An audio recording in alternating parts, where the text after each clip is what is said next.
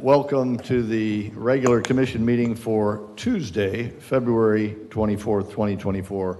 Let us now come to order. Please join me in silencing your cell phones.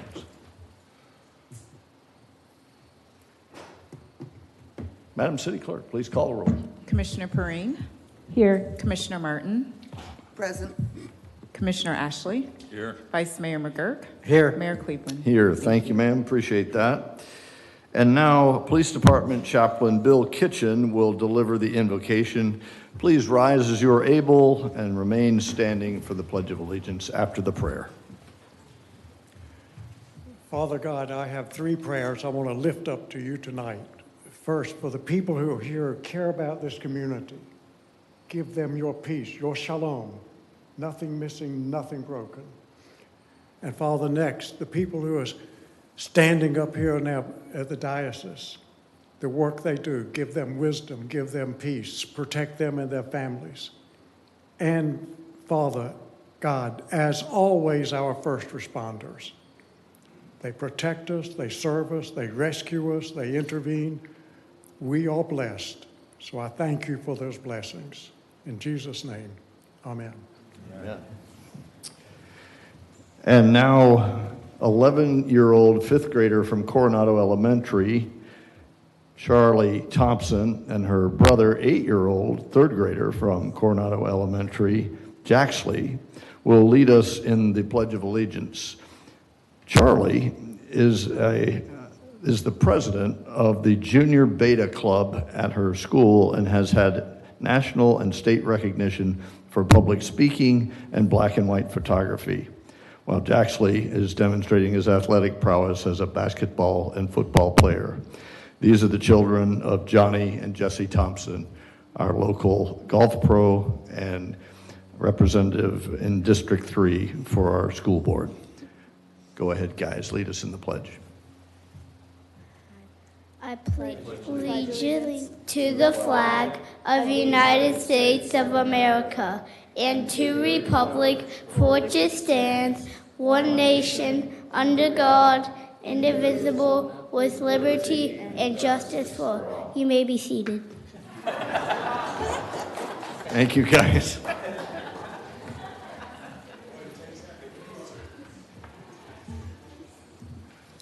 Good evening, everyone. I'm delighted to see a wonderful crowd here tonight. The Olympic binge is over, and we couldn't be more proud of the way the United States came together and did better at the Winter Olympics this year than any other Olympics. The display of the triumph of victory and the agony of defeat was on display for all of us to see. I was taken by the unity through sports, which we demonstrated. It is also coming to an end. February is Black History Month all over, and it means something special here in New Smyrna Beach. The 1960 gold medalist Muhammad Ali got his start to fame in the Olympics. Many around our country that are of the black community have made a name for themselves. Supreme Court Justice Thurgood Marshall, who led the way to integration in our school systems. Harriet Tubman, through the Underground Railroad. We have our own local celebrities in the black community. Reverend Neil Coates, Mr. Jimmy Harrell, Alonzo James, and Pete Carter. All superstars and legends here in our own community. We have a lot to be proud of the black community here. Minister Copper, any changes to the agenda, sir? Yes, sir. I do have a change to the agenda on item 8A, which pertains to a parking guidance system. I'm pulling that item from the agenda. We'll return with that in about a month or so. Just to let you know, we had done a lot of research on this issue. We've been working with a couple of different companies for proposals and were satisfied with a proposal we were presenting to you this evening. However, we have been contacted by another firm that does this type of work. They are from the Midwest. They don't have a presence in Florida, but we wanted to give them an opportunity to present what they can do. Obviously, we want to get the best product that we can for the best price we can get it for. So we will return with that item. Great, good work. Thank you very much. No other changes, sir? That's it. Very good. We'll move on to announcements and presentations. At this time, I'd like to invite the members of the Future Farmers of America of New Smyrna Beach High School chapter to the podium with the commission to receive a proclamation, please.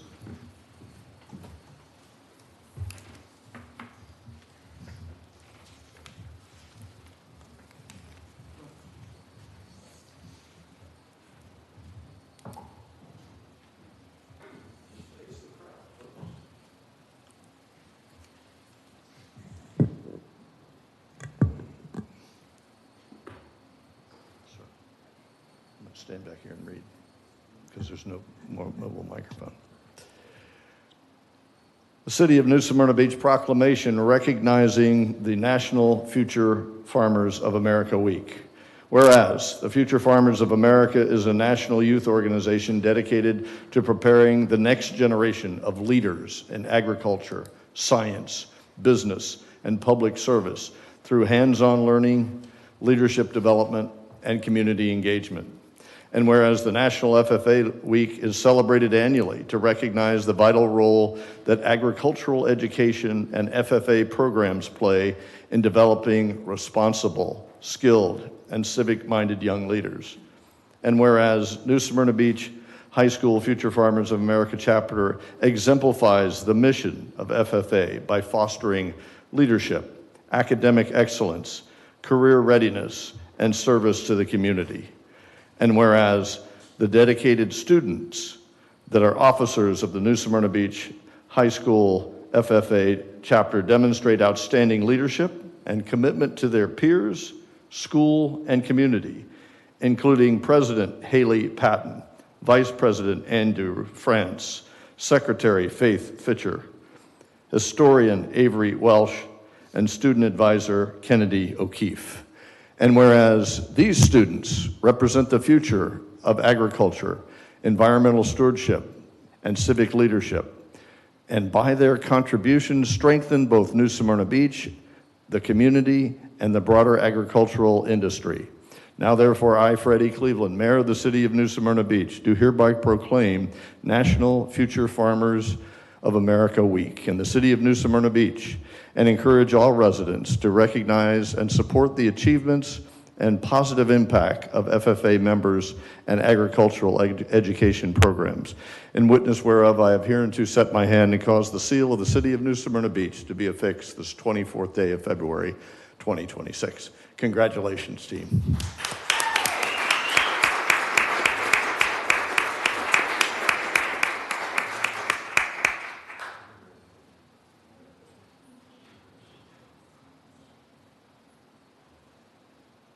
Picture time.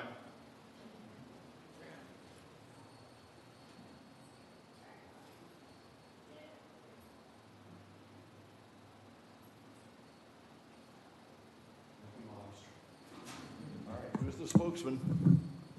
There she is. You can turn around and hold it. There's a portable in that way you can read it. There you go. Thank you, Mr. Mayor, for that. We thank you all for having us here tonight. And on behalf of New Smyrna Beach High School, FFA, we thank you for your generous donation. FFA is more than just a club joined. It becomes our whole lives. From waking up at 5 a.m., putting on our corduroy jacket and competing in competitions, to raising animals and showing them at the Volusia County Fair, to getting up in front of a crowd and speaking in front of our peers. New Smyrna Beach High School loves getting out into the community. Just recently, we collected towels and blankets for our animal shelter and socks for the homeless. Without donations like yours, FFA would not be the organization it is today. National FFA Week recognizes the importance of agricultural education. Throughout the United States, there are over 1 million members part of our FFA program, constantly growing. Without your support, FFA would not be what it is today. Thank you. Awesome. Thank That was you. really, really good. Thank you guys very much. Thank you Appreciate for it. having I've us. enjoyed every bit of that. Thank you very, very much. Appreciate it. Thank you. Congratulations. Thank you.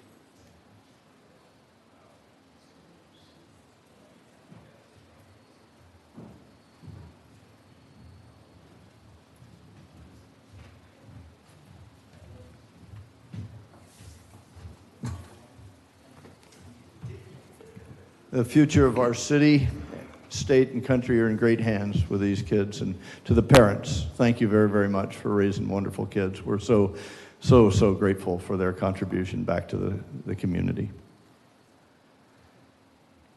So now I'd like to welcome Melissa Mason, the Director of Community Engagement for Early Learning Coalition of Flagler and Volusia Counties, to the podium to make a presentation about Born Learning Trail and Story Trail. Welcome. Thank you so much. That's a little bit hard to follow, isn't it? All righty. Well, good evening, everyone. Thank you again for allowing me to be here this evening and to share a proposal for the city of New Smyrna Beach.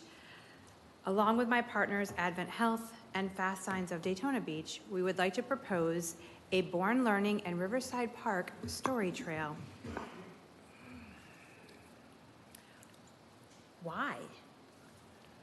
Well, believe it or not, family engagement and literacy and making those connections start at home and start with the grown-ups that surround the children in our communities. Learning doesn't just happen in schools. Learning happens outside. It happens everywhere around us.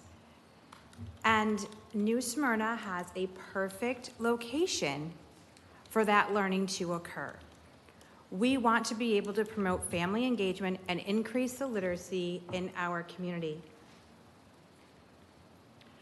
Currently, as of last December, just 3 months ago, we did our pilot in Holly Hill at Holly Hill Sunrise Park.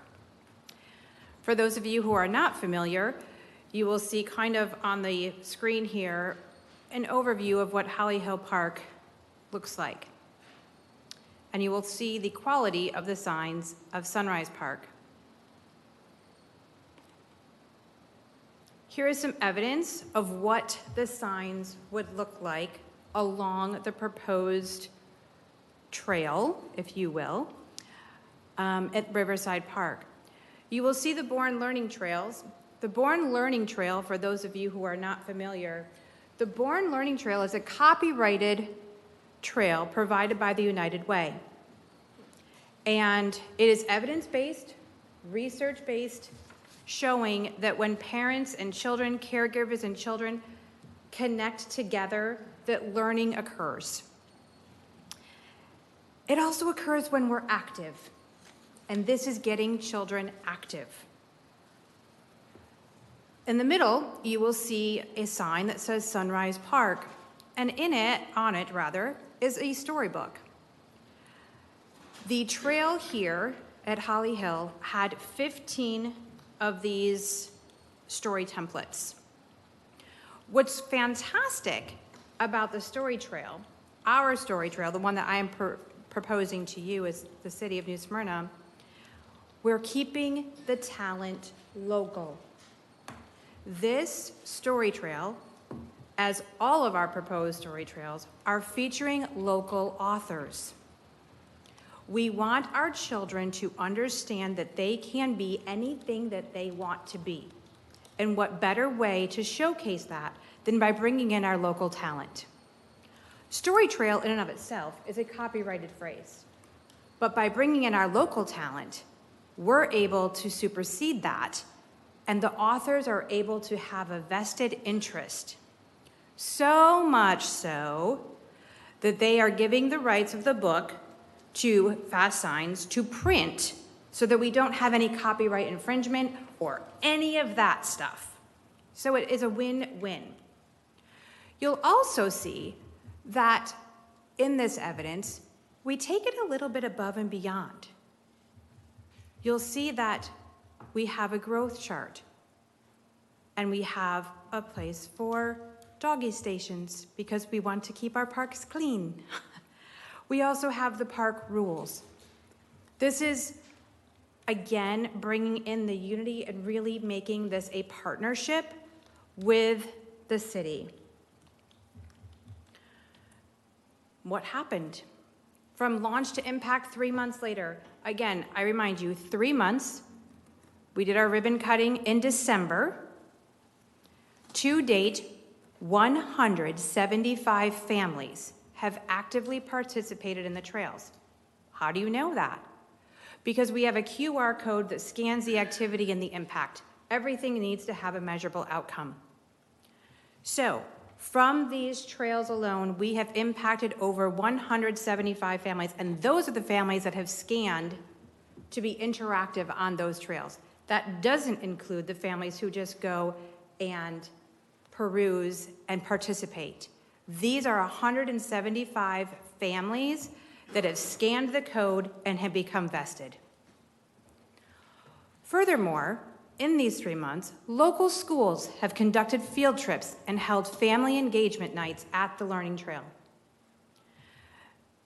Authors, the local author who has been showcased in the pilot, has created a Meet the Author night. Book signings are done. She took the kids around herself and read the story. The community is unified. The community becomes vested in their children. How else can we make this happen at home? What happens when the children get home? Does the learning stop? No way. At the Coalition, my esteemed colleagues have created developmentally appropriate activity guides that align with each story showcased. Those guides, when you click on the QR code, it brings you to the guide. So not only can you have an interactive story guide when you're walking along the trail, you have activities to do at home with your little ones.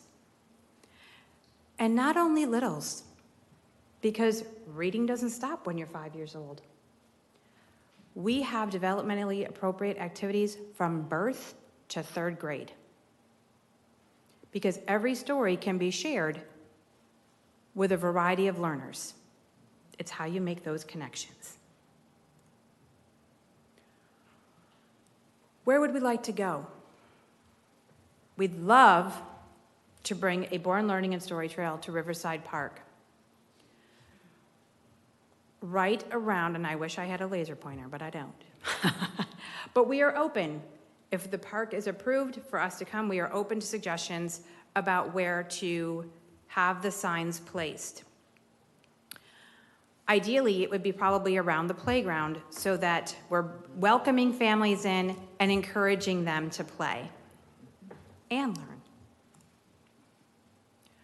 What might it look like? This is a draft. This is not anything set in stone, but I wanted you to see a mock-up of kind of what this would look like if we were to bring the trails to Riverside Park. You'll see the quality of the signs. You'll see here where it says coming in 2026, those particular books, those authors are already being featured at Holly Hill. We already have authors who are pounding at our doors that are wanting to be featured in New Smyrna Beach. Some of the authors are New Smyrna residents. Well, how much is this going to cost? Not a cent. With our partners at Advent Health, Fast Signs of Daytona Beach, and us at the Early Learning Coalition of Flagler and Volusia, we do not want you to incur any out-of-pocket expenses for this venture. The funding is provided by the partners that you see here, and any additional funding needed will continue to be provided by those partners. That is how vested we are in this. Okay, well, how do we maintain it? That's kind of a scary word. I have received a commitment from the Southeast Volusia Kiwanis Club that in year 1, they will do routine checks and report any damage to fast signs of Daytona Beach. The maintenance, the actual physical maintenance of the signs, so if there was damage on any of the signs, Fast Signs will come out and repair those signs free of charge because Advent Health has a labor and materials contract with Fast Signs. So again, nothing coming out of pocket for New Smyrna Beach. I think one of the cool things about this too is that you'll see that it's really taking a whole community working together to make this possible. We talked a little bit about local authors and talent. You'll see here some of the local authors that we're featuring. Goldie, A Dolphin Rescue, written by Pat Goldie, is actually about a dolphin who was rescued here in New Smyrna Beach. We are proposing that Pat Goldie would be the first author featured.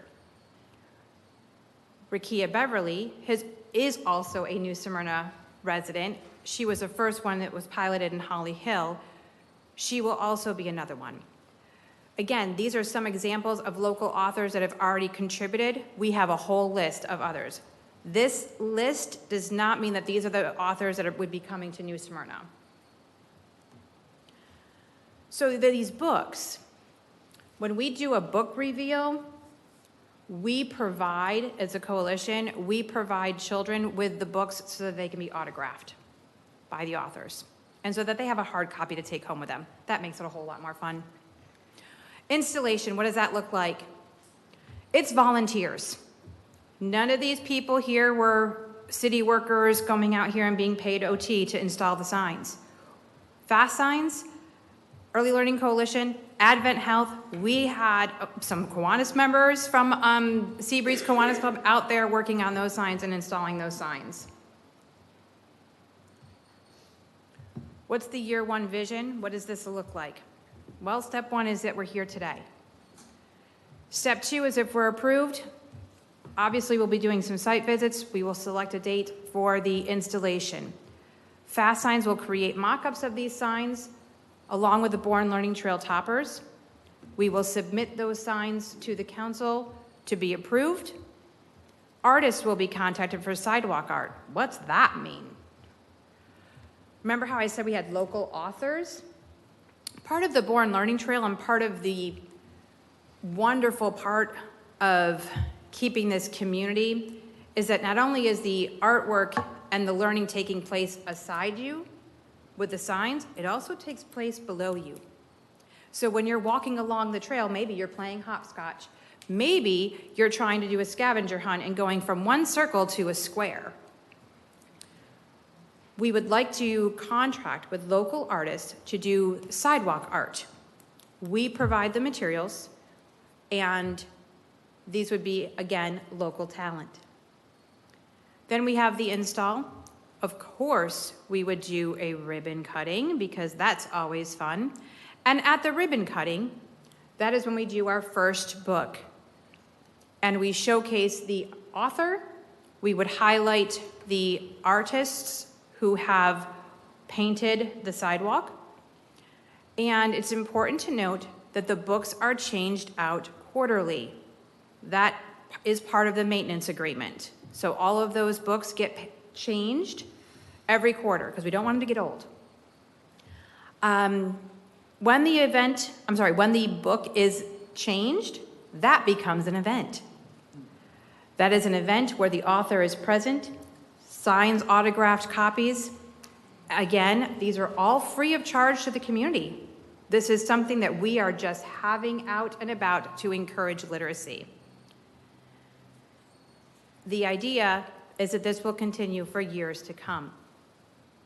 Our partners, our community partners, are vested to keep this going because literacy never stops.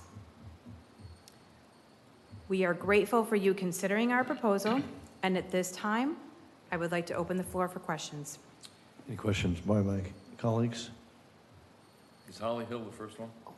I'm sorry? Is Holly Hill the first one? Holly Hill is the first one, yes. Commissioner Martin? Just wondered, with the sidewalk chalk, which of course I love, but the question is would that require additional sidewalks? No, we Thank use you. what is existing. Thank you so much for your presentation. We appreciate you You're being so here welcome. tonight. Thank you for your You bet. consideration. Thank you, ma'am. And now at this time, I'd like to invite our Volusia County Coastal Division Director, local New Smyrna resident, Jessica Fentress, to come up and give us the updates on what's going on our beaches. Welcome, Jessica. Good evening, Honorable Mayor and Honorable New Smyrna City Commission. I am very appreciative for the opportunity to come and speak today. Just working through two things. Perfect. And we are great.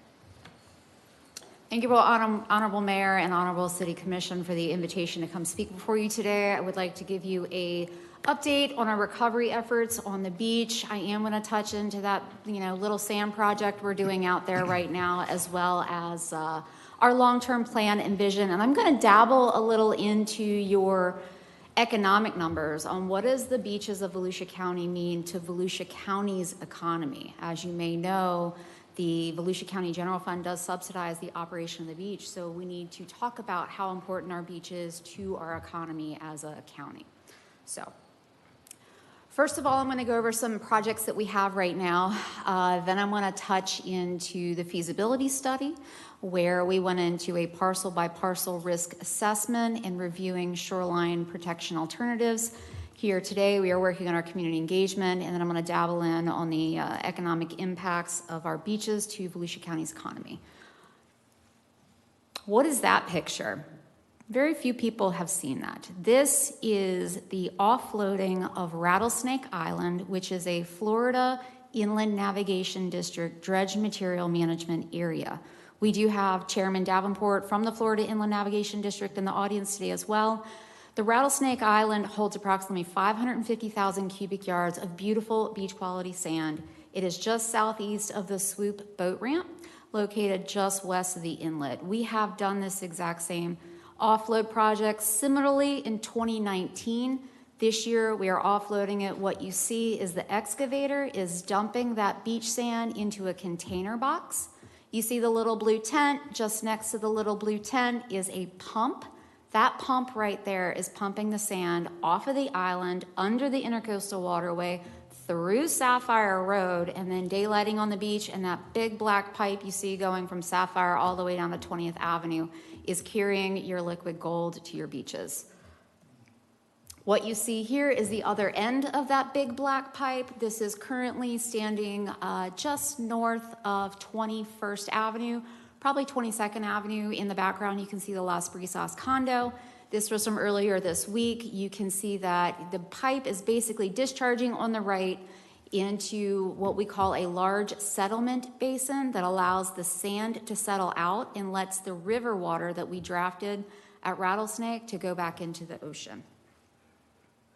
This is looking at 17th Avenue. This area has been, I won't call it completed because the pipe is still there and there aren't plants there yet, but the sand placement has completed. What we did at this location is we removed the trap bags that the county installed temporarily following the 22 hurricanes. We've placed approximately 18 cubic yards of beautiful beach quality sand on the beach at this location. It's about 1 dump truck load of sand per linear foot of shoreline. That tan and white wall to the left, that is the private property at 17th Avenue. I want you to have a couple of perspectives. This is what you see coming from our 17th Ave beach approach, looking towards the ocean. That is a vehicle in the background if you can't tell. Another perspective is down at the high tide line. You can see the high tide on the right by the darker sand. As a gentle slope, you can still park on this sand. It's wonderful. And you have a wide, wonderful, beautiful beach with lots of storm protection too. We are going to finish up the entire project by the sand placement will complete by turtle season. Our goal is April 27th. We will be done with the sand placement in the driving area before spring break. So we will be south of 27th with our temporary beach closure by the time that spring break comes through. We will begin planting. What I have shown here is a view from Beach Street in Ponce Inlet. We are wrapping up our North Beach Sand project there, and we are planting sea oats. We do have information on our website. I can send it to Mr. Cowper for residents to get information to come in when we're done, get field permits from the FDEP, and they can start putting in their own sand fencing to help collect and maintain their sand, because we'll have a ton of windblown sand. What residents may also want to do is they may want to supplement the vegetation that the county plants. Basically, we're giving you the baseline. You're getting ground chuck. If you want a little seasoning on your chuck, you would have to provide that at your own. We're going to have a list of plants that you can supplement the sea oats that will help with stabilizing the sand that we place and capturing additional sand, always providing habitat for our wonderful sea turtles and our foraging seabirds and the mouse in Smyrna Dunes area. This picture is the North Beach Sand Placement Project, which would not be possible without the assistance of Chairman Davenport. We placed approximately 400,000 cubic yards of beautiful beach sand from your navigation inlets along the Intercoastal Waterway and the Ponce de Leon Inlet onto the beaches north of Lighthouse Point Park. With the same style, they're getting the same amount of sand that New Smyrna is getting, 18 cubic yards per linear foot. We are very happy with this project, and what you can see on the left in the left picture that look like little ponytails, those are the sea oats that are getting ready to go into the ground. And the sea oats, if anybody's wondering, they have a gel on the root system, so we can go about 3 weeks without watering. If we get into a real dry spell with the rain, we're going to have to go through with a water truck, but they do have the gel on them to help them sustain for about 3 weeks of no rain.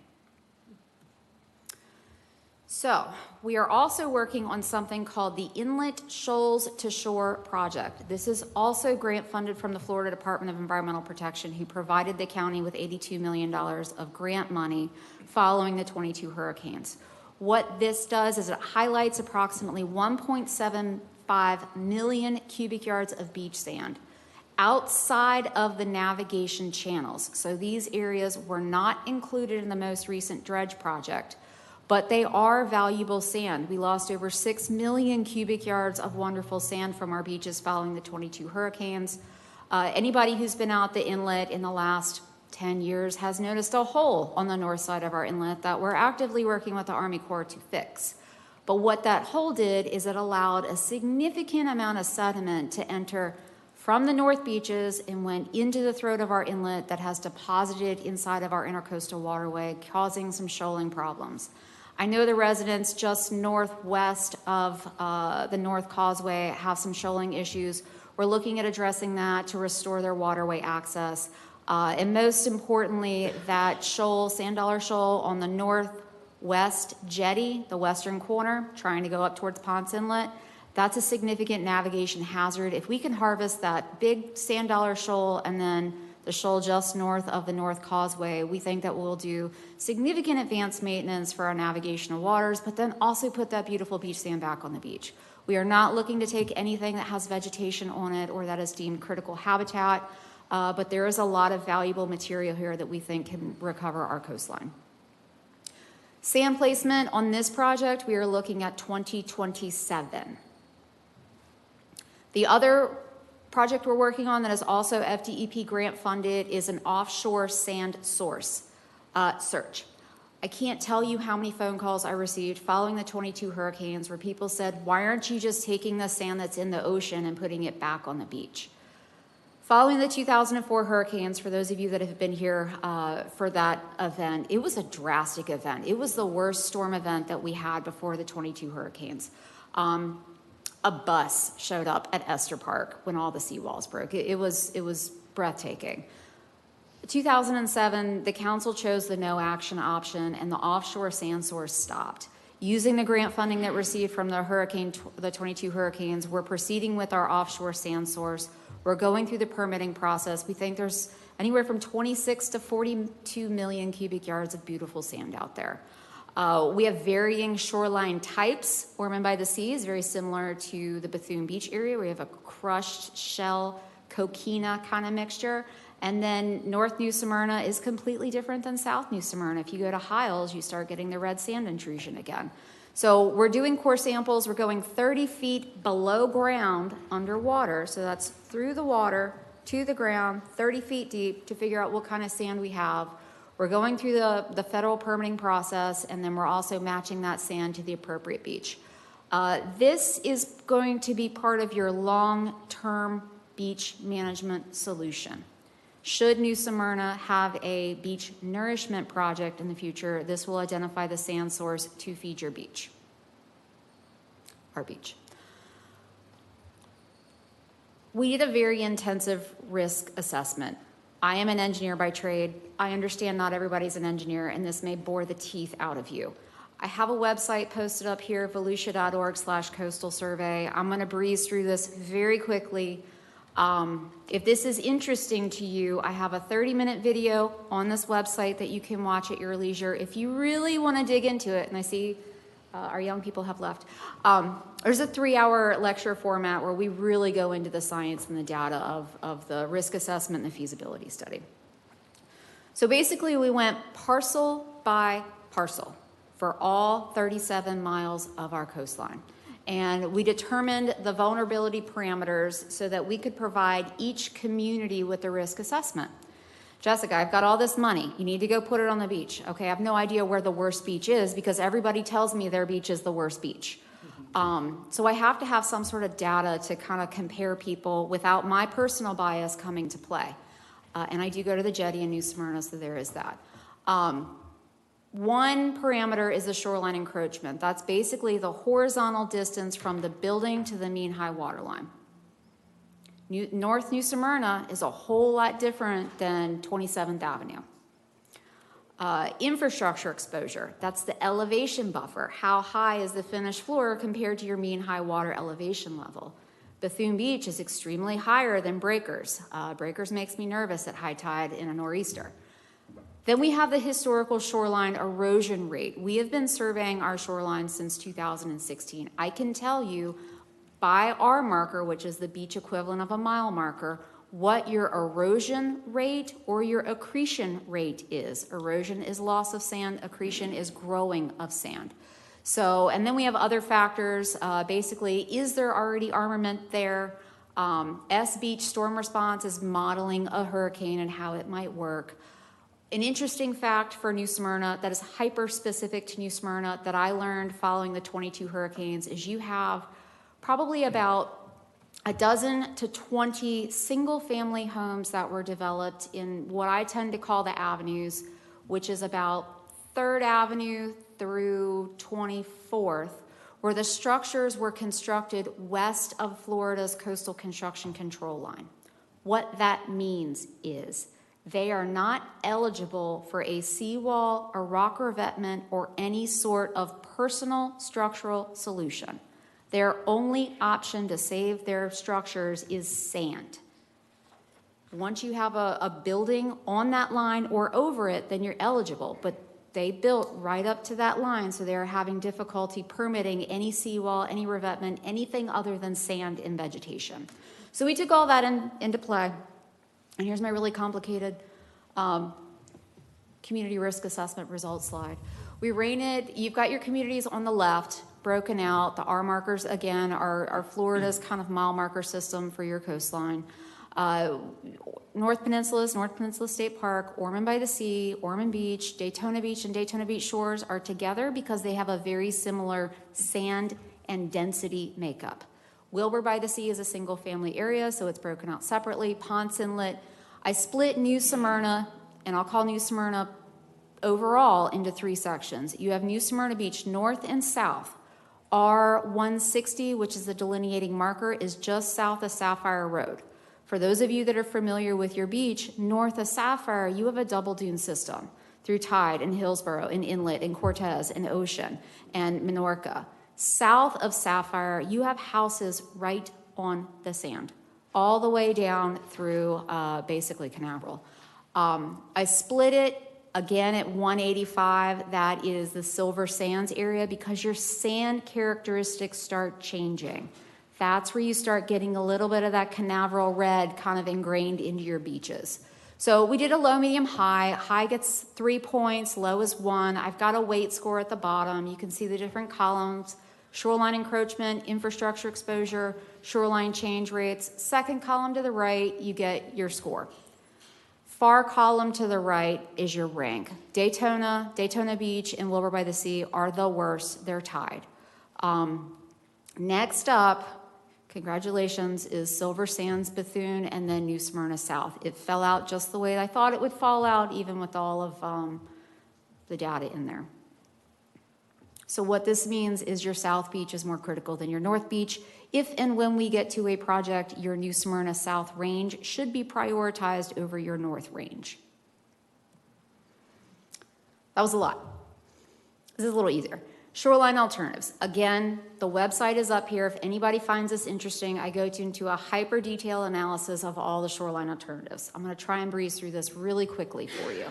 So we know which our worst communities are. We know our erosion rates. We know how to rank them 1 through 10. Now let's look at how do we solve our problems. Each community should have their own unique solution based off of a couple of factors: usage, practicality, whether you can permit, a bunch of things. The alternatives are no action, which is the government solution of do nothing. It was also chosen in 2007. Structural relocation is not necessarily a good idea for New Smyrna's scenario. It would be really good for Summer Haven, where maybe you have 5 or 6 houses that you can relocate and then just sacrifice the beach. Structural elevation and floodproofing is lifting the houses on pilings. I think you're doing some of that on Peninsula, but think on the beach. Seawalls, we all know what seawalls are. Revetments are the rock equivalent of seawalls. They're a little bit softer on the sand environment, but a little bit more difficult when it comes into turtles. Beach nourishment is growing the beach. What we're doing is 18 cubic yards per linear foot of sand placement. Beach nourishment is 100 cubic yards per linear foot of sand placement. Groins are shore perpendicular rock revetments, so kind of like little jetties going up and down the beach. Nearshore sand placement we did in 2019, where you place sand in about 8 to 20 feet of water depth, and it just kind of grows the beach and naturally makes its way up. Breakwaters are kind of like little icebergs offshore where they're exposed, but there's a mountain of rock under it, and the thought is that they break the wave energy before it comes ashore. Nearshore artificial reefs, very similar concept, only a softer structure. Instead of an impenetrable concrete jetty style material, you have more of a porous spider web concrete-y like material. That's the technical term. Again, another great chart. We have our options on the left, the various alternatives. We went ahead and we ranked them based on our objectives as a community. The objectives are on the top row: reduce coastal storm damages to structural, critical infrastructure, and cultural resources. That has a 25% weighting. Reduce risk of natural resource loss, 15%. Reduce risk to life safety, 15%. Avoid impacts to recreation, 20%. Minimize impacts to threatened and endangered species and their habitats, 15%. And then obviously whatever we put in, we have to be able to permit. So you have to be able to permit the thing. Same concept, fully meets and partially meets and does not meet, gave it points. Take the points, put it against the percentage. Far right corner, you get your total weight. Top contenders are structural relocation, beach nourishment, and nearshore sand placement. Let's go over those really quickly. So beach nourishment directly adds sand to your system. It increases your recreational space, gives you a wide, dry, flat beach. It supports your tourism. It provides you storm protection. Sand is sacrificial.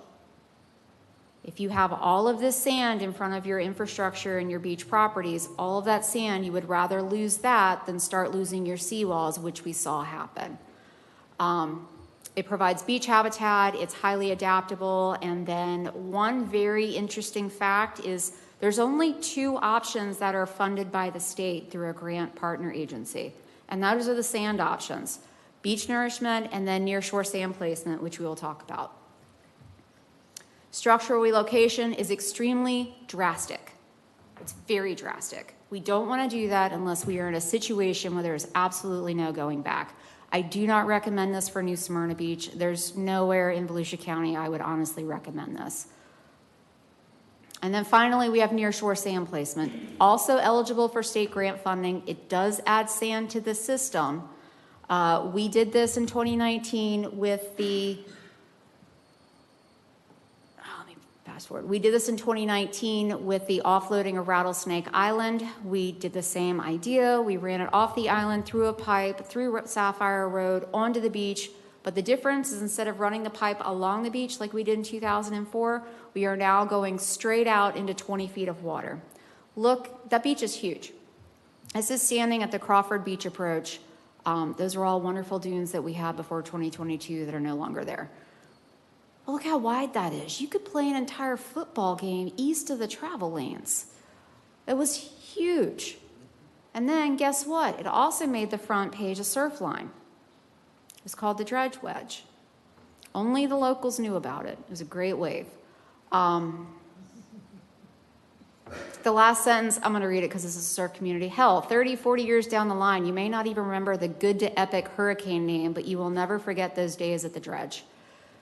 So there are options for New Smyrna that make a lot of sense. Let's see how the sand placement project goes now. We haven't done a major sand project in New Smyrna since 2006. That's 20 years following the 04 hurricanes. We did this in 19. It was very successful, but it was hyper-focused to only Sapphire through about 4th Avenue. 5th Avenue didn't see any sand from it. Now I'm going to dabble into the economic benefits of beaches. And I am speaking to an elected board who have a lot of friends in a lot of fun places. I do want you to take notice of the last slide, and I want you to start memorizing some stats, because this is your 30-second elevator pitch on why the beaches are important to Volusia County. This entire study is posted again at volusia.org/coastal study. As a little tickler, we are going to be giving a in-depth report on the economic benefits of the beaches at the May elected officials roundtable meeting. Dr. Houston, who ran the Army Corps of Engineers Engineering and Research Development Center for 15 years, is the gentleman that did this report, and he's going to be presenting it directly at that venue. So, okay, why do people go vacation in Volusia County? It's the beaches. I think we all know that. It's just important to put out there.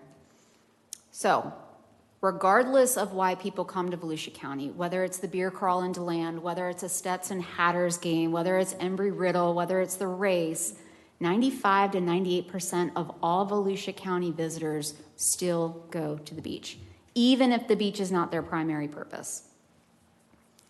There are twice as many day trips to Volusia County beaches than all 175 state parks, trails, and historic sites. That's huge. We have 61 million day trips a year going to our beaches. My husband surfs a lot. He probably contributes 700 to 800 of those day trips. But still 61 million, he's not moving the needle. So that's huge. Volusia residents, so your residents, your people, our people, DeLand, Ormond, Holly Hill, 19 times they go to our beaches, 19 times more than they go to any Volusia park or trail system combined. You guys all saw it on Saturday. Everybody was here. This is the take-home slide. If you can take a picture, it will be on the record. I encourage everybody to take it, put it in their back pocket, and start memorizing the numbers. Beach tourism in Volusia County. So everywhere from Bethune Beach all the way up to North Peninsula State Park. $4.3 billion annually to the county's GDP. That's 17% of the county's total GDP. That's more than our colleges, that's more than NASCAR. Publix may have us, but this is a huge player. 61 million day trips. 31% of our annual sales tax revenue is generated by beach tourism. That equates out to $28,000 of sales tax revenue per homesteaded property. Pull that one out when someone says the beaches aren't important. Look at the money we're bringing. Go down to your bottom right. This is your jobs sector. Beach tourism provides 31,000 jobs. That's more than education, construction, and manufacturing.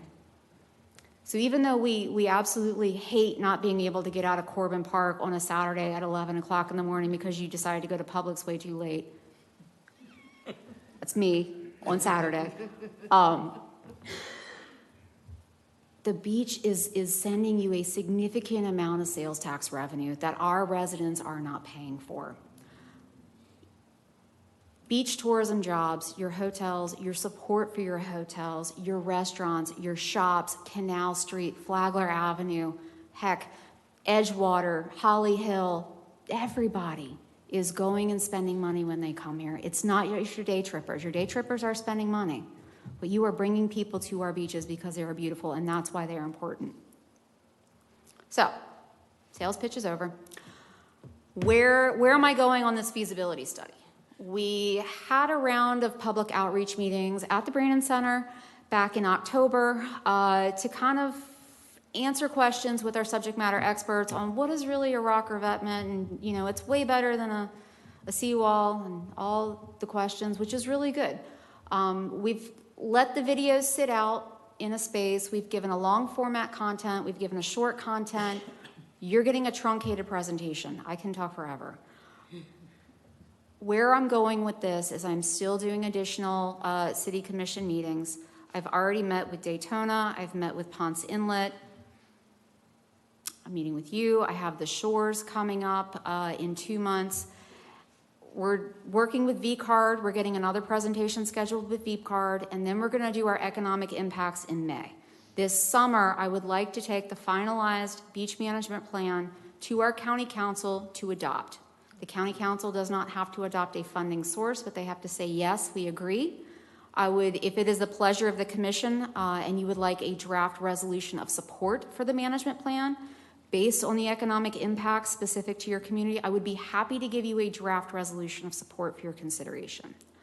I am available for questions. I understand that the public comment is not allowed on this. I will hang out in the back after this, just in case somebody in the audience wants to pick my brain or get my card.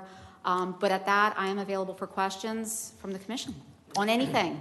Thank you, ma'am. Appreciate that. Questions from my colleague, Vice Mayor. Thank you. Jessica, thank you for the presentation. You do it very well and very entertaining and very factual. It's great. And you reminded me, going back to 2004, the hurricanes, I'm like, oh my God, I want to say it was like 15 years ago. It wasn't. It was a long time ago. I remember a lot of these same issues and conversations that we've been having. Your value, because you've been doing this so long, is incredible. I mean, it is amazing what you do, what your knowledge throughout the whole process has been, and what you bring to the Volusia County and all the cities, and especially New Smyrna, because we really are a beach town.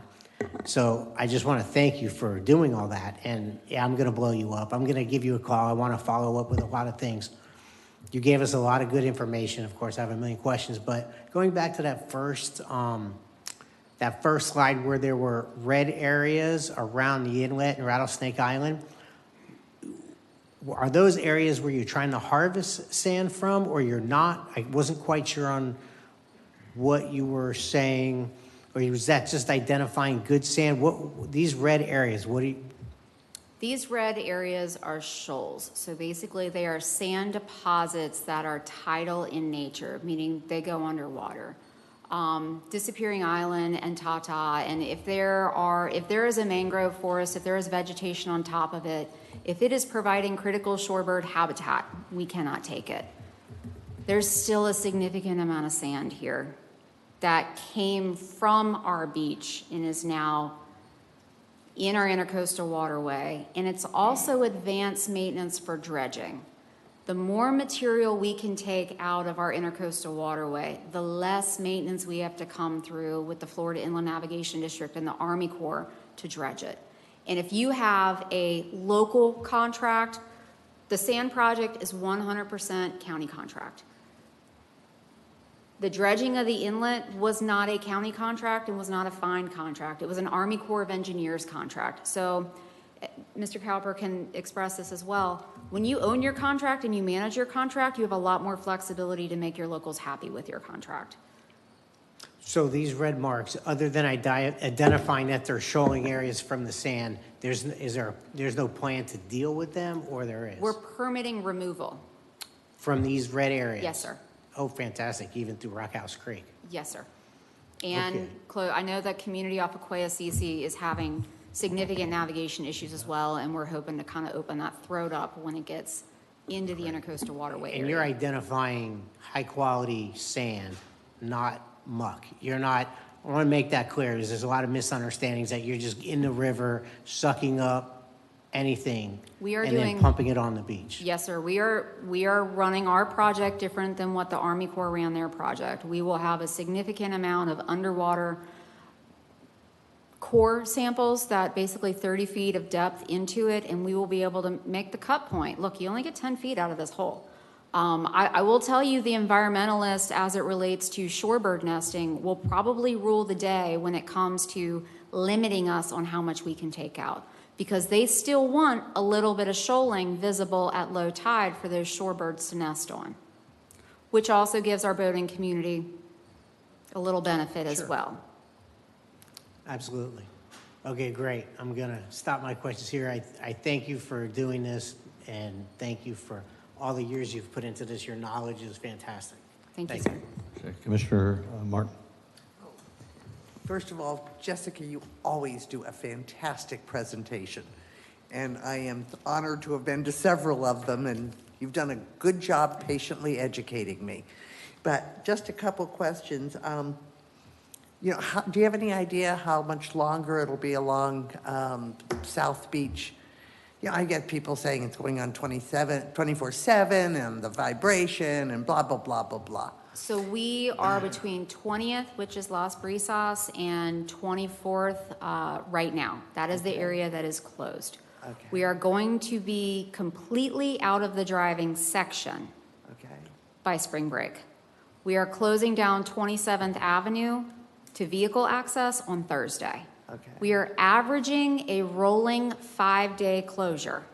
So it's progressively rolling down the beach. And one person's impact is averaging about 5 days. We had a slowdown when we hit 3rd Avenue because that was the major freeze day and none of the fluids work in the machines properly, so they stalled hard. We will be off the beach with the sand placement the last week in April, and that will be down past Hiles and past Van Cleek. The pipe will still be there, but the sand project will be well south of New Smyrna by that point. After the sand placement is completed, then we're going to come through and collect the pipe sticks. After the pipe sticks have been collected, the plants are coming through. And so that's all going to happen. We're not going to do, if a turtle nests before I can get plants in there, we're just not going to plant in the turtle nest buffer. We're going to keep it moving, but we will have the pipe off the beach by May 1st. We will have a second booster pump. We have a booster pump right now at Marion Clancy. We're working very closely with your Public Works group. We're going to have another booster pump, most likely at 27th Avenue. We are paying an additional cost on top of the regular contract rate to have a super quiet booster. Thank you. How does this interact with whatever Canaveral's doing to protect their beaches? Because you've educated me that we're an interactive system. So Canaveral is a hyper unique situation. If you think about the geography, and I kind of do have one. So Canaveral sticks out like a sore thumb. That's kind of why they call it the Cape. And it's sheltered very much more than our beach is. Canaveral on the north side doesn't have to do anything. They're naturally in like a wave shadow from the major storm events. And with the northeast swell and being at the end and collecting all of our sand, there's just a wealth of sand on the north part of the Cape. The south part of the Cape, they start coming into the port. The port has a lot of negative impacts to coastal dynamics, and so they're getting a massive amount of federal money to take care of their beaches. There's also a space pad that is, I believe, within a half a mile of mean high water that they're spending big money to protect as well for the rockets. So both Canaveral and our South Beach are intrinsically connected and doing just fine with each other. Yes. Thank you. Bethune is healthy and well. Okay, and the last one is just simply, do you think you're going to need any repairs after spring break for that area? The 3rd Avenue area, or Flagler Avenue area, rather. Repairs, no. We had to do an emergency repair at Flagler Avenue last week. I don't know if anybody noticed. We had a hole under the ramp that we filled promptly with concrete. It is now sturdy again. But sand related, no, I'm not anticipating any repairs. What you will see is the pipes are currently buried under the ramps. We will have temporary closures. They will work probably overnight to remove the pipes when the beaches are closed. Okay, now I was just thinking, no matter how much we try to protect the dunes, as we know, people think they're photo ops, they think they're great for climbing, on and on and on. And I suspected that there could be an extra amount of that during spring break that I hope will not undo anything of what your crew has been doing. So, and thank you for asking that question. I do want to take the opportunity to say that for those property owners who did not qualify through the state for a seawall or a rock revetment, I would highly encourage them to get a field permit. It is minimal cost. You can do a sketch on a napkin. We have all the information on our website to install sand fence. Okay. That is something that, 2 guys can knock out in a day. And then that also kind of creates a little bit of a physical barrier as well. And just like landscaping adjacent to a road, if you choose to supplement the sea oats with maybe some more interesting landscaping, you, as a property owner, you can create an environment that may not be habitable for the public to be trouncing on. Thank you. Thank you. Yes. Thank you, ma'am. Appreciate that. Commissioner Ashley. Yeah, I had a couple questions. What's the difference between nearshore sand placement and beach nourishment? So near shore sand placement, the pipe goes, there's 2 ways to do it. One is the pipe goes out perpendicular into the water in 20 feet of water depth and just builds up sand in the water. It's basically creating a sandbar. That is the nearshore sand placement? Yes, sir. And beach nourishment is just getting the beach higher, that's actually dry? Higher and wider, Yeah. yes, sir. So when the pipes are gone, I'm assuming that the sand would like level, now it's like this because the pipes are there. When the pipes are gone, the sand will flatten out? We need a really good rainstorm to help compact a lot of it. That's easy. But yeah, the storm, I think I heard it behind me, a good wave impact. We're supposed to have a full moon high tide in May and March 3rd. That should pack a lot of it down. But the top part closer to the seawalls, that won't get wet unless you get a heavy rainstorm and you're going to start getting some windblown sand. So I'm, again, back to the sand fence will help collect and retain sand that's on the beach. Yeah. Just curious, there aren't any jetties in Volusia County, or are there? We have 2 jetties. You have 2 South jetties? Jetty and the North Jetty at the inlet. So I'm used to coastal counties on the west coast of the country where there's a jetty every 200 yards. And why don't we have them here? Not that I want them, I'm just wondering. So jetties work in hyper unique scenarios where you have a significant amount of what's called longshore sediment transport. Basically, the sand is moving down along the beach, but instead of it nourishing the below beaches, it goes around a peninsula and into a bay or the end of an island. We have a similar scenario here where Ponce Inlet right now, due to the hole in the jetty, you could say there might be a reason to have some jetties or some groins in Ponce Inlet to stop the sand before it makes it over the southern jetty. If we had a significant amount of north sand push, it may make sense to have some groins in that Tide Street, Hillsborough area. But you're at risk of starving a downdrift beach. So we only tend to get a northwest longshore transport on maybe 3 months out of the year. The remaining sediment transport is north to south along our coastlines. So it would have to be modeled heavily. It's hyper unique to the beach. So we used to call them swells, so we'd have a north swell and south swell. And typically in the West Coast, typically in the winter, you'd have a north swell, in the summer you have a south swell. Once in a while you have a west swell. Does the same thing occur here in Florida? It does. Our swell is predominantly on the northeast, though, because if you look at the way our coastline's angled, you can see it here. We've got a pretty hard northeast tilt on it. Brevard County would get a pretty hard south swell. We do get south swells. Usually when we get our south swells, they're associated with a storm of significance in the fall.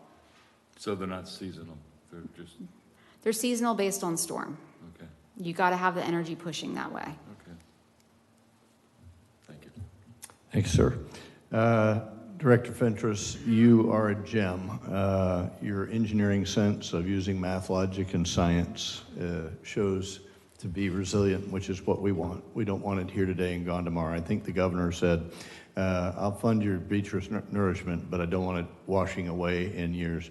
So this planting for the first time in a long time is really, really going to be good. I've had the opportunity through the Marine Discovery Center to discover the root system of these sea oats that you're planning to use, and they're 3 times underneath the ground what's above the ground. So that type of retainment of the soil is going to be great.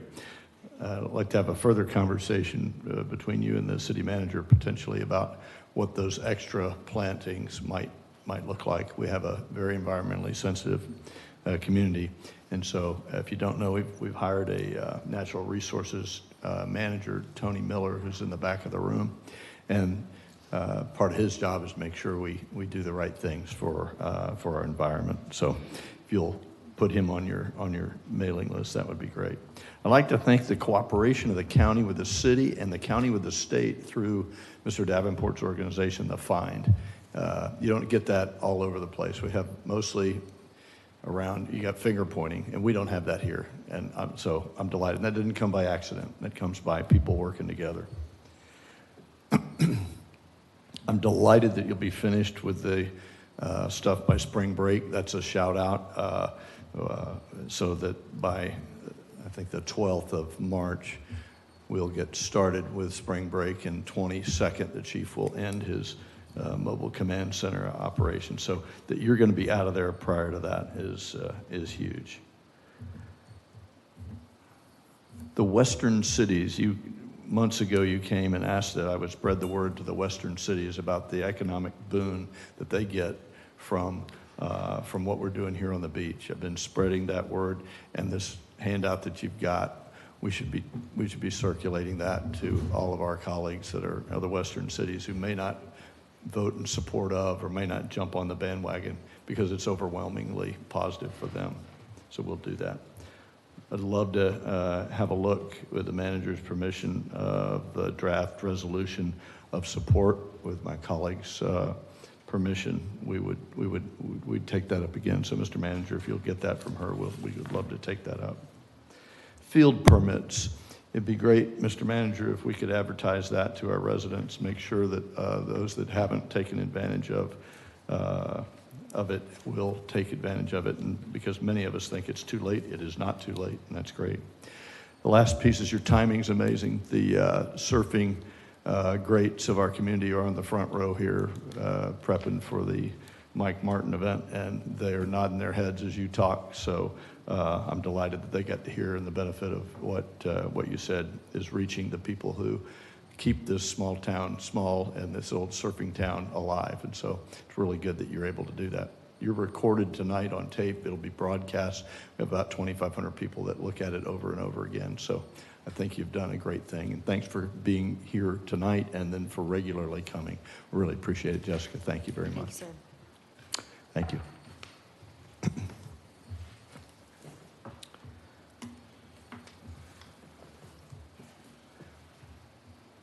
Hey, Jessica, one more question. Would you address the beach access and the amplification of beach on, beach off that you guys may have planned?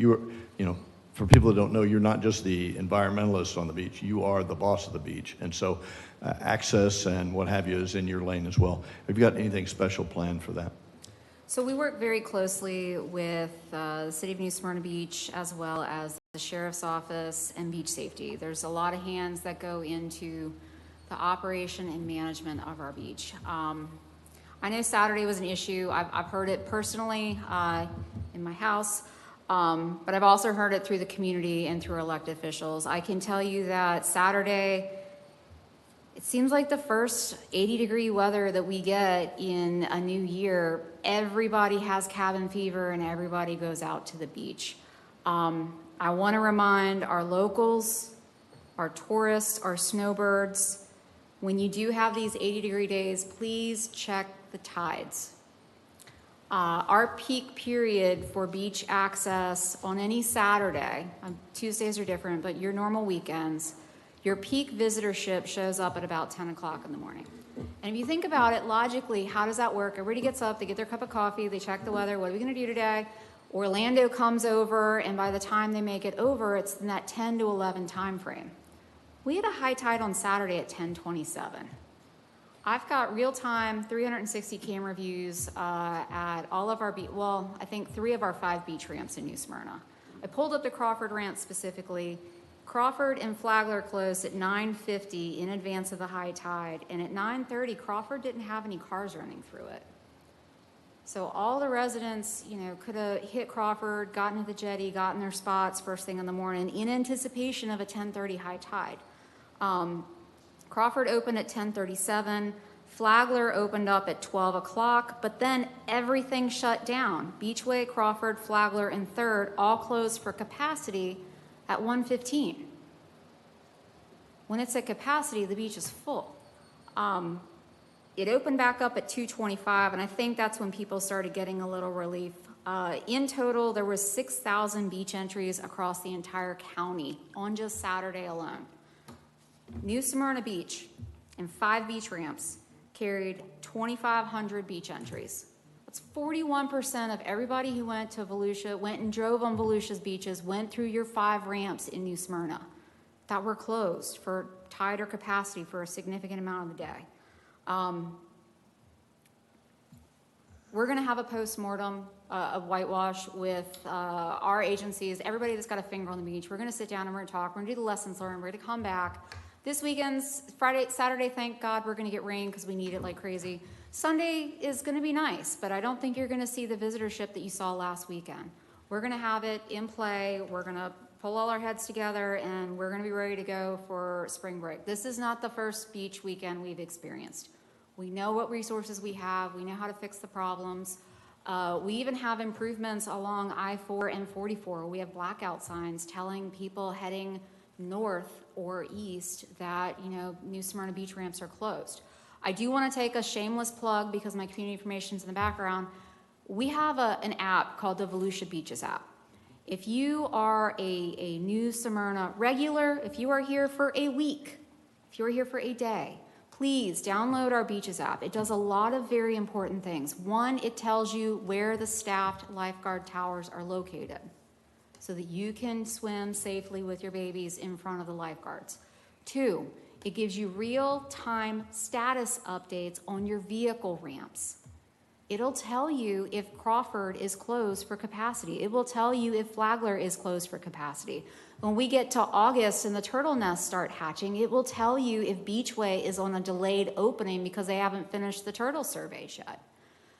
The Volusia Beaches app, check it on your way over, check it when you're on 44 heading east, check it when you're heading south on US 1. Before you hit the causeways, pull up the app and make sure the ramp that you want to go to is open. It also provides off-beach parking options. So let's say you were unfortunate and you showed up at 10:30 on Saturday and you didn't know where to go. We've got all of our off-beach parking options there as well. And to the residents' detriment, the little hidey holes on the avenues are going to become known. But when we're in a scenario where the non-locals have found Cooper and Pine and we are at gridlock, the people got to park. So it helps to get the people out of the neighborhoods and back into the beach access and hopefully stop running the loops. We heard the residents loud and clear. We're going to have some changes. I'm not ready to announce them because it's only been two business days. But I want to let you know we heard you loud and clear, and we will have some changes. So I appreciate that follow-up. Thank you very much. thank you for the opportunity to address that. You bet. I know we talked about it earlier, and I'm delighted that we got it out there for the public to hear. Thank you so much.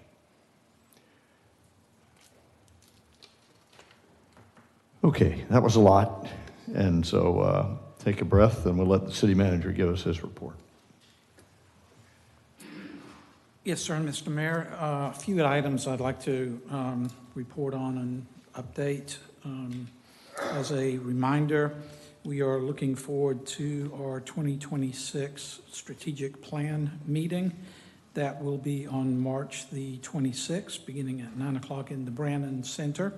Looking forward to that. We will then follow up with this strategic plan with the 2026 State of the City presentation, which the mayor will be doing on April 7th also at the Brannon Center. And we have also, in conjunction with all of that, began preparations for the 2027 fiscal year budget, which, looking forward, will be arriving for final adoption in September of 2026. We've had a good bit of discussion over the last several months about a proposed zoning text amendment pertaining to religious institutions, government buildings, and the similar in residential districts. Announcing this evening that we are planning to conduct a public get-together on Monday, March the 9th to discuss that proposal. And we are planning to have that on the April 2nd Planning and Zoning meeting agenda. And that's a little bit different than we had previously announced, that we would have that on the March Planning Commission meeting, but we're still working hard to get that right and don't want to rush that, and want to make sure that we give everybody an opportunity to have some input. So again, that'll be a community meeting on March the 9th, and we'll publicize that and further announce that. Hopefully everybody has seen some of the new asphalt resurfacing that we've been doing beachside. Glad to bring that project to a close before we do get busy with spring break.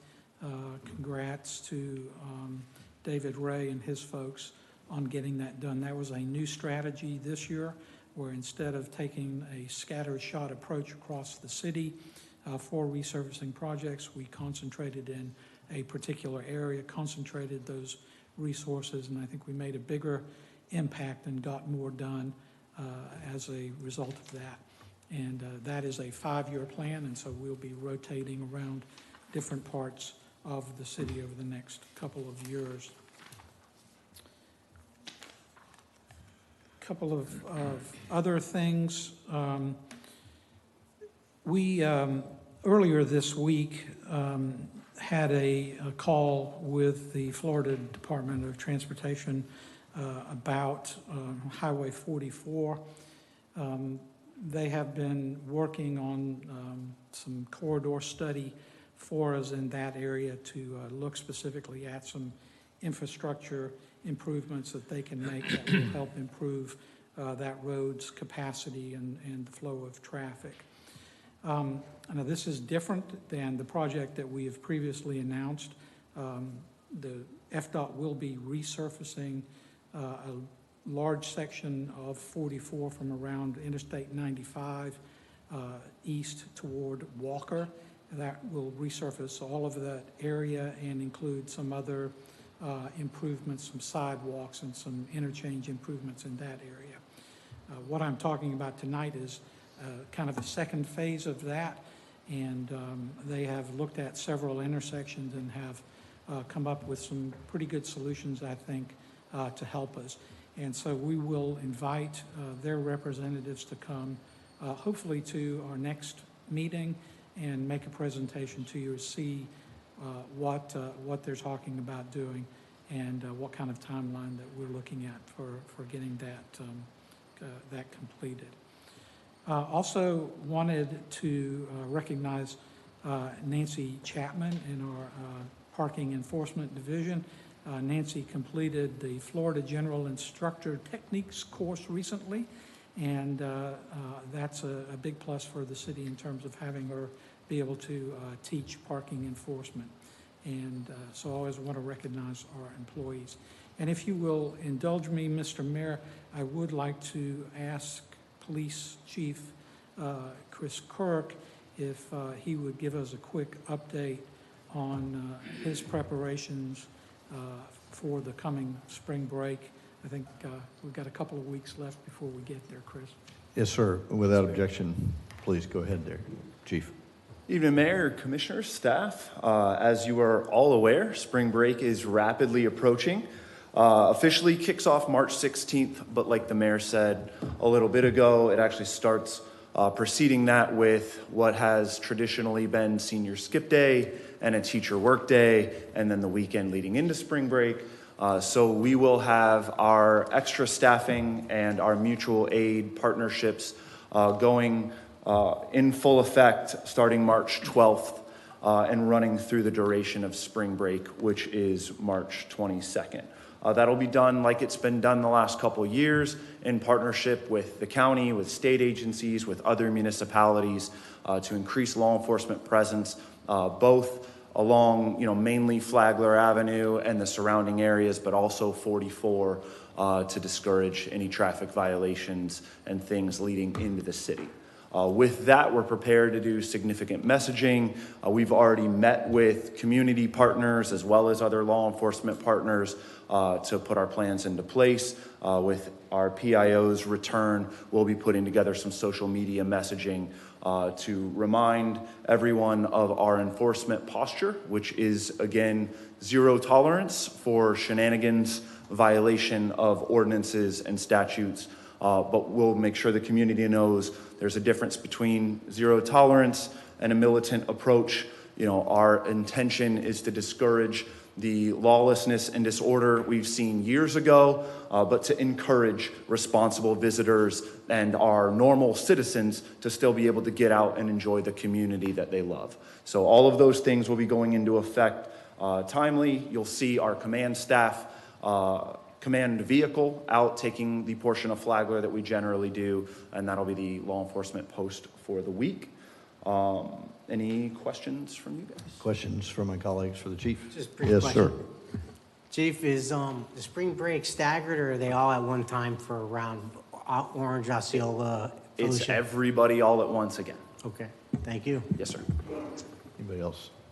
Chief, they're already here from other states, and you talked a little bit last weekend what your reaction response was to what we saw on the beach side that Director Fentress labeled. Yes, sir. So as she mentioned, we had kind of a perfect storm of combining capacity or closures due to tide to an influx. She's absolutely right. When we see that first 80-degree weekend of the year, everybody kind of floods in. And as we've discussed in past, we can move people, but we can't reduce people. So when we have that gridlock, we can start sectioning people, but most out-of-town people that aren't taking advantage of the app, they know their beach approach that they like to go to. So when we move them on, they make 2 more right turns and come right back around, hoping that 3 minutes later the beach approach will be open. So as we did last weekend, we dedicated our community service aides and traffic enforcement officers to do their best to move that traffic, keep it going. Those things are exacerbated by opening bridges and other things, but we'll always be in place to try to move that the best that we can. Really good. So the message to our citizenry is that you've already started a in high season operation, and it will continue through spring break. Yes, sir. That's great. You do such a great job of balancing the enforcement with the messaging. I know our businesses are very interested in making sure that we don't turn off people for coming downtown. That includes locals. Can you talk a second about how you plan to message that to everybody to make sure that we have a balanced approach? It's not a lockdown city. We're not a militant group. We're friendly, family focused. We want to have people come see us. Yes, sir. That's why I say that it's not a militant approach, it's a zero tolerance approach. What we saw years ago in that first explosion of spring break when we became internet famous, New Smyrna, was once disorder starts, that's when the law-abiding citizens don't want to be a part of it. So that zero tolerance approach is to keep the traffic violations, to keep the alcohol violations, the noise violations at bay, so that people feel comfortable enjoying what our city's about. Thank you, sir. Appreciate it. Appreciate what you do. All right? Thank you. That's all I have, sir. Thank you. Thank you, sir. Appreciate that.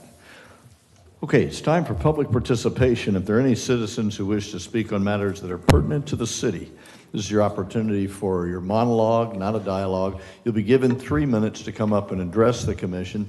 When you come up, your name and address for the record. The green light will come on. You'll see the yellow light at 1 minute to go, and you need to be finished when the red light comes on. We're happy to have you. We want to hear what you have to say. And so with that, Kevin, ready, set, go. I'm Kevin Schweitzer. I live at 880 Catfish Avenue, New Smyrna Beach, Florida. And I have a office on Canal Street, 145 Canal Street. Michael Donato, Marcy Baldwin. We're all here talking about the Mike Martin Pro. You have before you, it was passed around a letter requesting some funds or some opportunity for some barricades for the skate event. There's a skate event on Canal Street and the surf event down at the inlet. It's April 9th through 12th. And there's a poster that went with that. It's 8.5 by 11. And also the location of the different events are also being passed around. But there's a certain amount of things that we could really use. I've got a bad eye, I'm sorry. A little operation just recently. For the skate event, we actually need about 500 linear feet of pedestrian barricade. We need 9 traffic barricades, and then 4 portalettes. The surf event, we need a police officer for 3 days at the entrance to the beer garden. We need 6 portalettes. We need some cones, and possibly a small sound system down there. But we have our own sound system, but we have another sound system that we're looking for. So that's probably about it for what you might be able to help us with. We also need some advertising. So if we can get some advertising, I think there's some feather flags that might be able to be put up on the North Causeway, and maybe a little bit of advertising on 44 coming into town during the week before the event. So, and any other kind of advertising that can happen would be super. Safari Club's probably the oldest surf club in the United States of America. Just want to put that out there. Thanks, I appreciate that. And I'm assuming you are working through somebody on the staff. If you're not, the manager is a good starting point. If you haven't started that, you need to start that. Thank you. Marcy, hi. Hi, good evening, everyone. My name is Marcy Baldwin. I live at 213 Robinson Road in North Beach.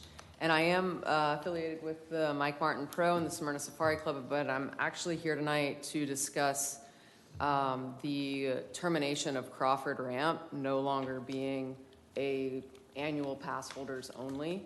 I hope this 3 minutes isn't in vain. Is Jessica still here? Fentress? No, but she can play the tape. Okay, she can play the tape. Okay, cool, I'm taped. And I know this is a county thing. She said maybe this is already in the works, but basically you guys represent, you know, the city of New Smyrna Beach, and as a third-generation local, I think that this does pertain to you, even though the beaches do fall under county. So as a North Beach resident, I get, Chief of Police, that it was the perfect storm, but it was also a day in February, and so was Monday, where it took 30 minutes to get onto Crawford Ramp.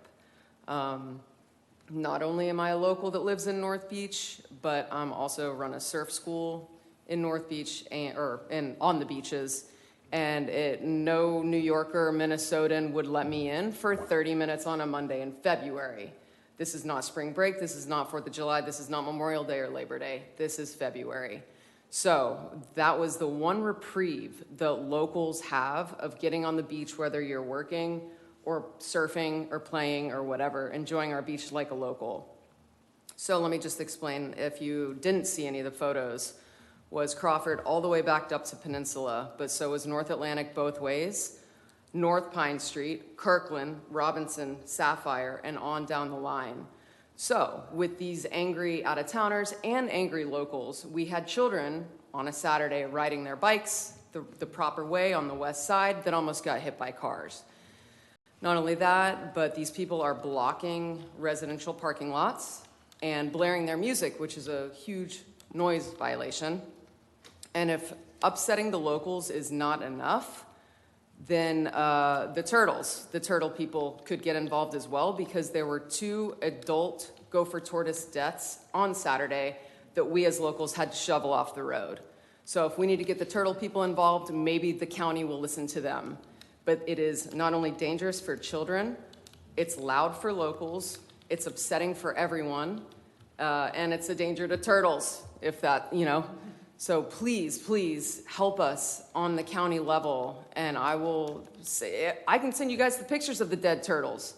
Hopefully we'll never have to send you a picture of my niece or nephew getting hit by a car riding their bikes on a Saturday.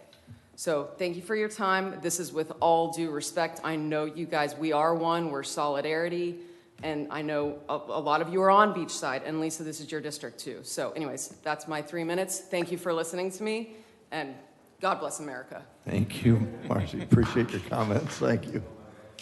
Anybody else for public participation? Green. Hi, I'm Wendy Pennington. I live at 305 Crawford Road. So you can imagine what I'm here for. Can't say much more than what she said. Jessica, it was really good hearing from her. It sounds like they're working on solutions. People understand.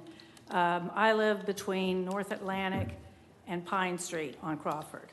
So I was really impacted by this. 5.5 hours in front of our driveway. We're used to it at July 4th. Right. July 4th, we get a cup of coffee, we wave to people. This was a bit different. And part of it was this new pass going onto the ramp there at Crawford that is not for the pass owners only. I think that caused a little bit of that confusion.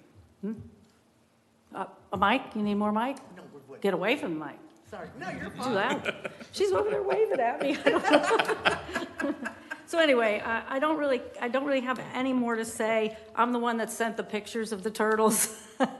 It was pretty sad. People are not paying attention, and protect the turtles, protect our precious kids too.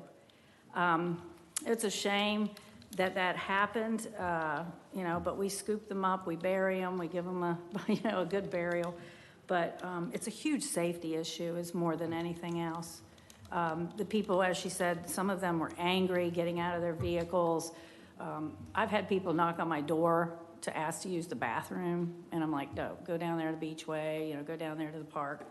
So, blaring music, things like that, and I know there's an ordinance, against that as well. So a little bit more trafficking and checking on that would be our request, and then making that Volusia County, passport go pass at the ramp, for pass owners only.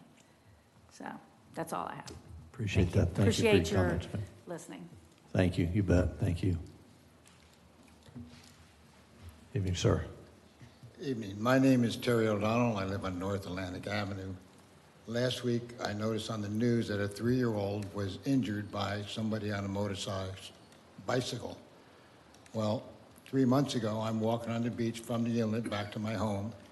I'm 40 feet from the motorized car lanes, enjoying the beach, oblivious, because who think the traffic is going to come up behind me at 30 miles an hour.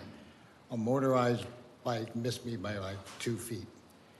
I've talked to Commissioner Martin, and she said there's no real regulation on these motorized bicycles. We need to have regulations. They need to be treated like a car. They need to be in car lanes. They need to be out of our walkways before somebody gets hurt. And if I get run over at my age, I may never walk again. So these things are dangerous. And to elaborate on what they're talking about, the beach traffic. I don't know what we can do about it. Our streets are narrow. They've been here for 80 years. We can't widen our streets. There's no place to park. Unfortunately, if somebody has a solution to that, they know more than I can figure out, because I just put up with it. Thank you for your attention. Yes, sir. Thank you very much. Appreciate your comments. Evening, Mr. Billings. Good evening, Mark Billings, 128 Mangrove Estates Circle in New Smyrna. Mayor, commissioners, Mr. Cowper, staff. Got a lot of complex things to talk about tonight, so I'm going to just say thank you. A little less than 2 weeks ago, we had over 100 people from our community show up at a groundbreaking. You all were here, staff showed up in force, and I want to say thank you for your service. Spent the last 2 days in Tallahassee hearing how complex it is there, and then hearing issues from the county and our beach and what you do here. I know it's hard work. I really want to recognize, and I have some members of my board and former board members, Pam Eisen, Jack Travis, Dr. Lionel Long, and Ralph Bauer. They're here with me to echo on behalf of our staff and our board a heartfelt thank you to Mr. Buddy Davenport, who donated that piece of property to us. I know that he is a giving person and does a lot for our community, but I want to say thank you, and particularly, Buddy, I want to say thank you for your generosity for Habitat for Humanity. That's all I have. Thank you. Thank you, sir. Appreciate your comments.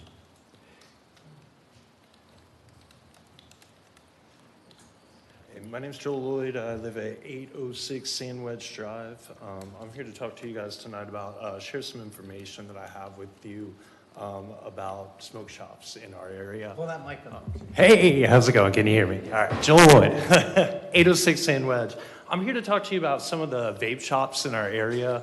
I have some evidence from 2 in particular, but the stuff that I'm going to tell you goes on at every single one of them. These shops, they generally sell products such as Kratom and magic mushrooms, right? So Kratom, if none of y'all know or have heard of Kratom that is over 400 parts per milligram of 7-hydroxy is a Schedule 1 narcotic. This one says that it has 0 parts per million in it. If you go test it, it's a Schedule 1 narcotic. I bought this right before I came in here at Green Road Smoke Shop. Same thing here. These are magic mushrooms. If you read the active ingredient on it, it says Sacred Blend. I wonder what that is. We've tested a lot of these products. Different state departments, different agencies have tested them. A lot of times it's not psilocybin. It's not the cow mushroom that you're going to get off the ground. It's a synthetic drug that somebody's put in here. Usually the tryptamine, a synthetic form of tryptamine. Tryptamine is the active ingredient in cough medicine that if you drink enough of it, it'll make you trip.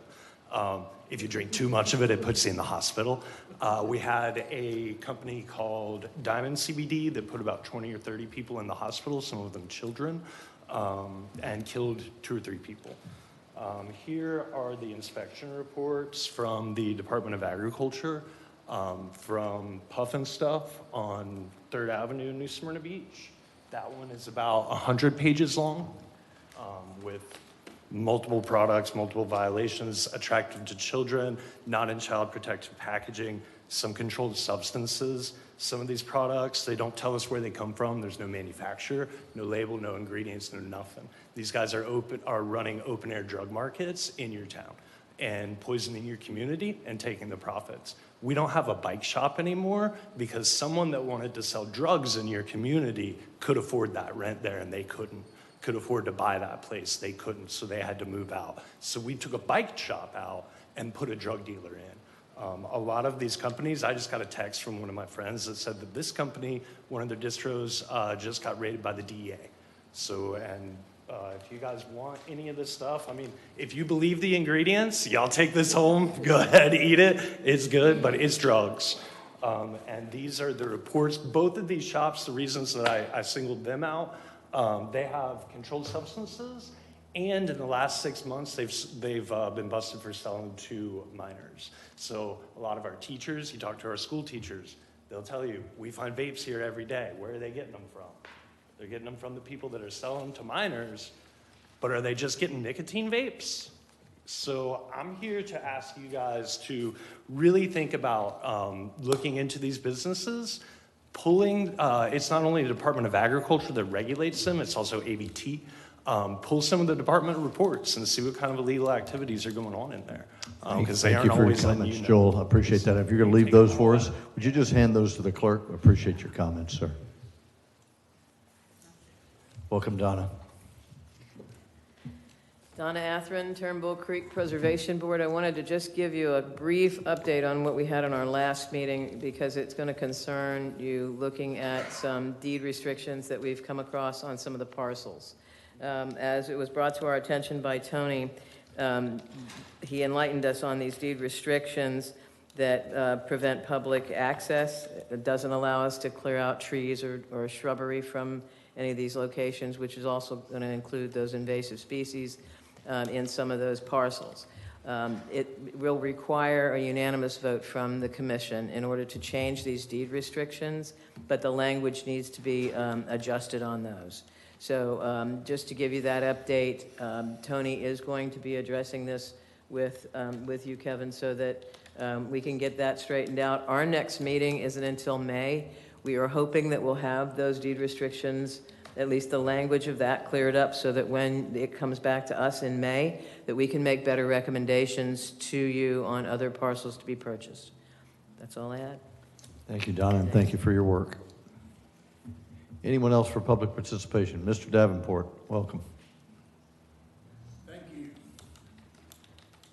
I just want to say thank you, everybody. My name's Buddy Davenport, 106 Grandview Drive, New Smyrna. I'd like to just make an observation. The clerk I've worked with here a little bit, she's the real deal. She gets back to you real quick, so I just have to compliment you. Every one of you, Ron, every one of y'all sitting up there. I sit here and listen and look back over all these years. I'm thinking, this thing really running good.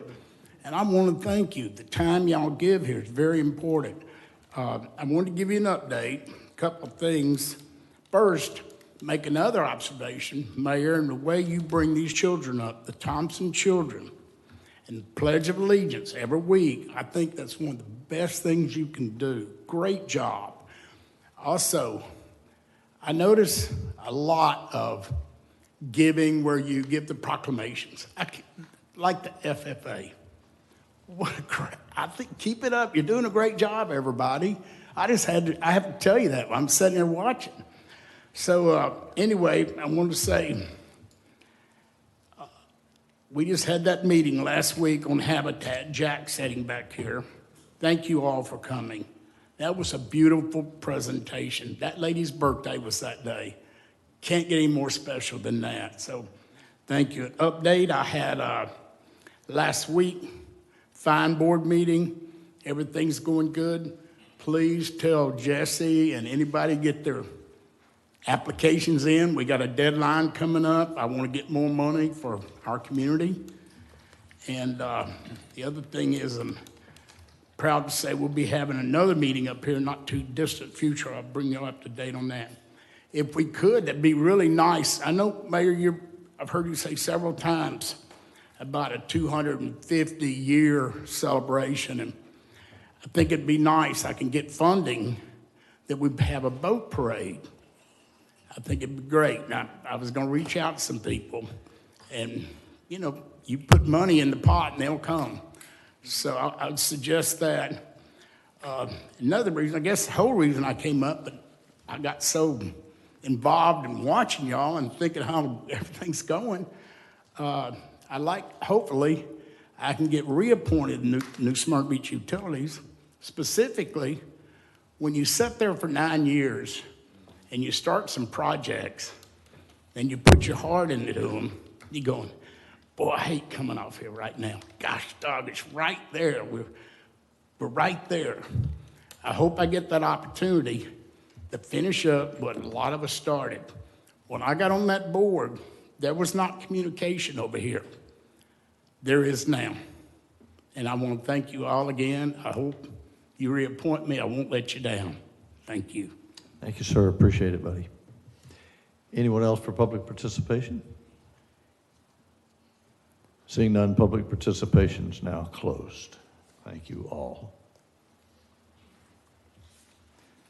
Let's move on to the consent agenda. Do any of the commissioners wish to comment or question any of the items on the consent agenda? Any items to be pulled? Any items to be removed? I know Lisa's looking. No good. Okay. Excellent. Yes, sir. Motion, please, to adopt the consent agenda. Motion to approve consent agenda. We have a motion and a second to tie. Madam City Clerk, please call a roll. Commissioner Perine? Yes. Commissioner Martin? Yes. Commissioner Ashley? Yes. Vice Mayor McGurk? Yes. Mayor Cleveland? Yes, unanimously approved. Thank you, ma'am. Appreciate that. Administrative items, we're deferring the update by Director Mandigrel on the parking. We'll move on to quasi-judicial hearings. The quasi-judicial hearing will be held now to consider application HTR-1-26, a historic tree removal of 40-inch, a 41-inch, and 45-inch tree in commercial property for GBT Realty Corporations at 507 South Myrtle. Mr. Manager, would you set this up for us, please, sir? Certainly, sir. This application is for removal of a historic tree. So just to give you a little background, this is a proposed development that we have been working with for some time now. I think everybody's aware of the grocery store chain Sprouts that's looking at this property.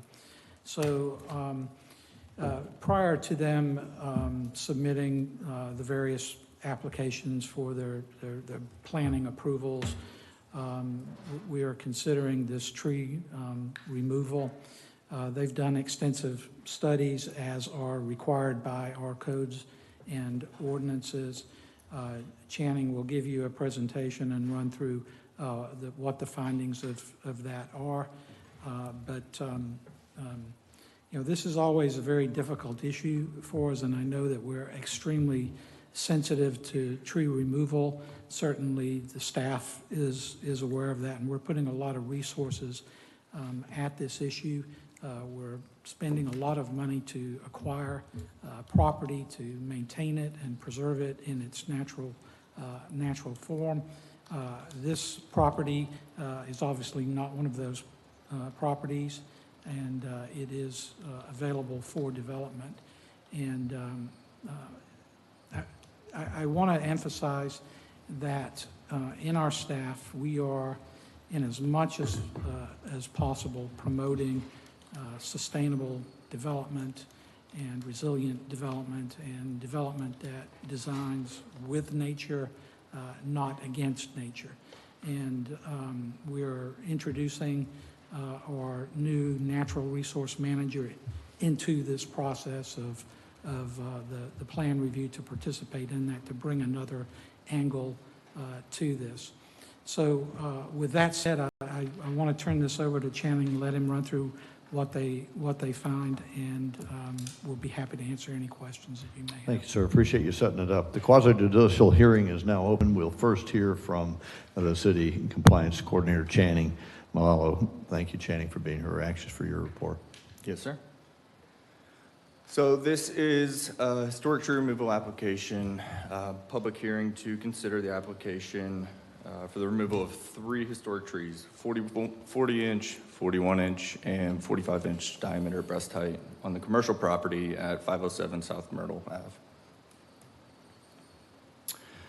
Subject property includes an 11.37 acre portion of the commercial parcel located on the south side of State Road 44, west of the railroad, and is currently zoned I-1 Light Industrial District. So I'll go through a high-level overview of the current status of the project and where they sit currently. Applicant is requesting to replace the existing I-1 Light Industrial zoning with a PUD. That request, along with the proposed development plan, is actively in review or under review by staff. As I said, the project includes an 11.37 acre parcel of an undeveloped tract Current proposal includes about 56,000 square feet of commercial space, made up of 3 tenant buildings located on the southern portion of the property. In addition, the plan includes roughly 3 acres, or 3 1-acre out parcels along the northern edge of the site, fronting State Road 44. And that includes a 272 space parking lot that would be centrally located to serve the development. From an environmental and open space standpoint, the applicant is proposing to preserve about 1 acre more open space than what the PUD requires. They're also proposing to preserve 5 historic trees on this 11-acre site. And the plan will result in development that is about 10% below the maximum impervious coverage allowed under the proposed, or within the proposed MDA. So again, this is just a high-level overview of the proposal that we were working with when we were conducting this review. You can see the 3 out parcels fronting 44 on the left side of the image. And then on the right side, you'll have your 2 anchor tenants with that parking lot in the center. So I'll run through the criteria real quick for the historic tree removal. City LDR classifies any tree 36 inches in diameter or greater as a historic tree, which requires City Commission approval for removal. Section 604.04 or .051 tree preservation, the city LDR states, historic trees in all zoning districts shall be removed only upon a tree removal permit granted by the city commission at a quasi-judicial public hearing after a finding that the evidence presented is more compelling for the removal of the historic tree than for it to remain. Petitioners wishing to obtain a permit for the historic tree removal must show the following. Tree is currently damaging or is posing an imminent danger to an existing structure, or tree is damaging and or interfering with the installation, operation, and or maintenance of existing or proposed public infrastructure, or the tree is dead, diseased, structurally unsound, or severely injured such that the tree is likely to die within 2 years, or other extraordinary circumstance or hardship where the applicant has demonstrated that no other feasible option exists to preserve the tree. So those are the criteria we will be evaluating in this. The current slide represents the proposed site plan after many attempts, which will be shown in a later slide, of different orientations of the buildings, different layouts of the parking structure, and different stormwater features. As depicted, the green areas highlight 45 specimen trees, which are the light green circles with the blue dots in the center. I know it's probably kind of hard to see, but this is the best imagery we can get on some of the PowerPoint slides. 5 historic darker green trees marked for preservation, and obviously the red highlighted are those proposed for removal. The 45 specimen trees highlighted for preservation per the LDR requirements. This represents the minimum required to be preserved, plus your 5 historics will get you around that 50 mark. So the major findings in the arborist report that was presented by the applicant, so you've got your 3 trees. Tree 1 is a live oak, 41 inches in diameter, and it was evaluated to be in poor condition, and that is proposed for removal. Tree number 6 is a live oak, 40 inches in diameter, found to be in poor condition, also proposed for removal. And then tree number 7 is another live oak, 45 inches in diameter, found to be in good condition. That is proposed for removal due to the conflict with the proposed infrastructure and grading necessary. So as you can see, the tree number 1 is the northernmost tree in that apron on the left side. Tree number 7 in good health is in the center of the parking lot. And then tree number 6 is on the right side near another apron for the entryway.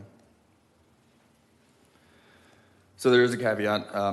There is an 18-foot easement proposed. Actually, it's an existing easement on the west side closest or nearest Myrtle, that the applicant will be working with the Utilities Commission regarding the trees in that easement. That'll come up a little later in the site plan. I just wanted to put that on your plate just in case that comes into factor later. So the 5 historic trees proposed to be preserved on this site, as depicted on the slide, there are the green areas highlighted. Of note, the middle parcel on the left side of your screen, one of the 3 1-acre out parcels, it's clouded in red, and you'll see that dense area of proposed tree preservation. So that area, we talked with the applicant, they're proposing indefinite preservation of that vegetation and those 2 historic trees and a handful of specimen trees in that area. So that cuts that parcel about in half, but since the applicant will also be serving as the association board, I guess, HOA board member or leader, essentially they will control the proposal for that out parcel, so they will be able to relay that those trees will stay in preservation, obviously indefinitely. So here's another high-level overview of the historic trees on site. On the left side of the screen, you'll see H1, H6, and H7. Those are the 3 proposed for removal. The remaining trees, you have a 39-inch live oak in fair health, a 41-inch live oak in fair health, 2 more H4 and H5 healthy live oaks at 37 inches apiece, and then a 38-inch hickory that is also healthy. So historic tree number 1 for removal is a 41-inch live oak. The tree is in poor condition per the ISA certified arborist findings and is proposed for removal. Observations include canopy is essentially absent and there's a very limited leafy coverage. There are minimal remaining scaffolding branches. Major limbs have declined. Structural integrity is compromised and continuing to decline. And the arborist actually stated the tree will not recover due to its severely degraded condition. So with that, staff determination is that the tree meets LDR criterion number 3, dead, dying, or diseased. Based on this condition, removal is consistent with the code requirements. And again, here's an excerpt from the arborist report where I've highlighted some of the crucial points of the findings from the certified arborist, including that tree number 1 has no chance of ever being healthy again.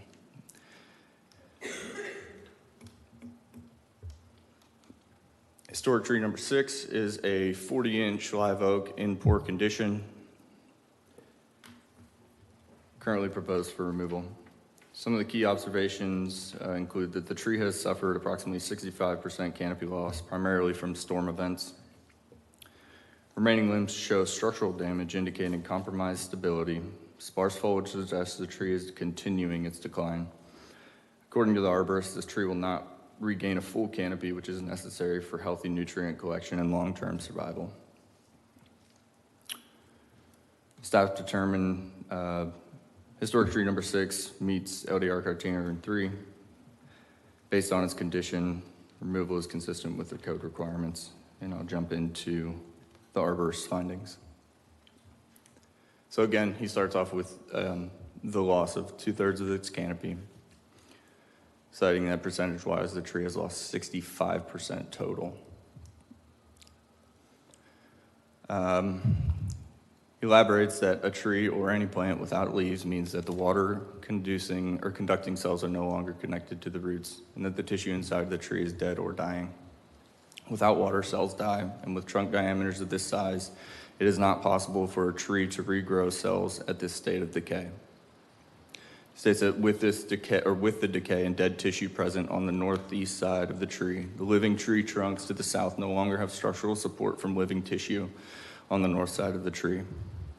The result of this condition is that the living trunks could break away from the rest of the tree.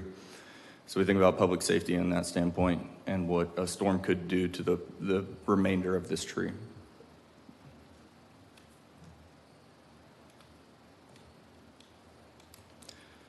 And finally, historic tree number 7 is a 45-inch live oak in good condition is proposed for removal. Observations are the tree is structurally sound with no apparent defects. It maintains a full healthy canopy and with no visible signs of disease. Arborist states that they have determined that based on all design alternatives reviewed, there is no feasible way to protect the critical root zone during development. Without root protection, the tree's long-term health cannot be ensured. Staff determined that this criteria does not meet criteria 1 through 3 for removal. Instead, staff evaluated it under criteria 4, extraordinary hardship or no feasible alternative. Because the design constraints make root protection unfeasible, removal is considered justified under this provision, and I will jump into that a little further after this. So again, back to the arborist findings. He states that this is a healthy tree. However, the petitioner has had to design a stormwater exfiltration system underneath the parking area. In the stormwater engineering plan, the engineer has designed the stormwater system to meet state and local requirements, which means that the roots of the tree would be in the way. Due to the grading necessary to build this system, this tree would not survive the earthwork around it. And based on his conversation with the engineer of record on this project from Kimley Horn, the work that will take place will require heavy equipment and recontouring of the land to facilitate proper stormwater drainage. Given those conditions, there's no way to protect the roots of that tree.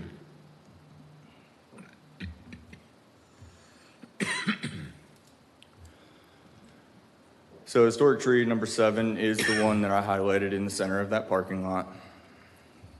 Typically, for our land development standards, we go 1 inch, 1 foot of tree protection per 1 inch DBH. So that would give you about a 45-foot radius from the center of that trunk. Taking that math and utilizing the parking stall length of 20 feet, 40 feet when double stacked, the required protection area for that critical root zone would eliminate roughly 44 parking spots. So again, we're looking at this from a parking standpoint on this slide. Project currently proposes 272 spaces, and removing 44 would reduce the total to be about 228, which falls below the required threshold of parking required. In addition to the parking loss, this protection radius would also impact the stormwater exfiltration system needed for compliance.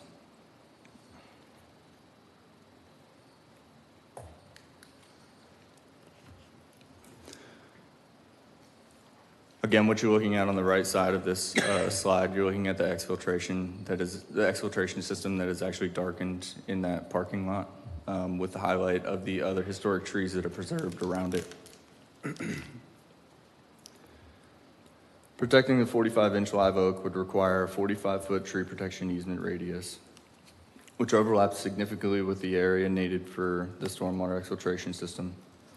For this project, existing grades, soil conditions, and updated St. Johns River Water Management District nutrient removal requirements mean the site must be raised for the stormwater system to function properly. Preserving the tree would reduce the necessary stormwater exfiltration area and also risk severe root intrusion into the system. According to the arborist, the grading required to install the stormwater system would ultimately kill the tree.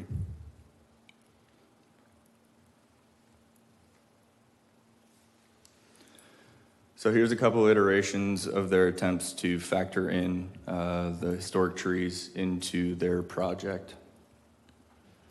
Figure 1 at the top left, presented on September 25, included a large stormwater retention pond used, and that resulted in the loss of about 6 historic trees. There was no exfiltration system proposed at that time. Figure number 2 in the upper right, proposed at a similar date. All but 4 historic trees were saved, but there's a less significant tree preservation in the center out parcel fronting State Road 44. So again, lost that large tree protection easement on the second parcel in, so a lot of those would have been lost. Also, there was no stormwater exfiltration system proposed with that development plan. Figure number 3 we got earlier this month included a proposal that resulted in the removal of roughly 5 historic trees and 8 more specimen trees. Site circulation became a concern and it was determined to be unfavorable due to the truck routing requirements. Figure 4 in the bottom right is with the proposed anchor parcels or anchor buildings flipped and rear facing South Myrtle, which is would have been unfeasible. But 5 historic trees and 8 specimen trees were removed with that plan. Truck routing would be difficult to unfeasible with this plan due to the turn radius immediately entering and exiting off of Myrtle Ave. So this is the most recent site plan and the most sensitive to, site circulation, stormwater, and tree preservation. Site plan shown was then revised to narrow the shopping center building footprint and parking areas, allowing more trees to be preserved within the proposed dry pond area to the east, closest to the railroad property, or the railroad tracks. These adjustments also increase the amount of remaining canopy on site. As part of the redesign, 1 historic tree in good condition is proposed for removal, but overall tree preservation has been improved throughout these changes.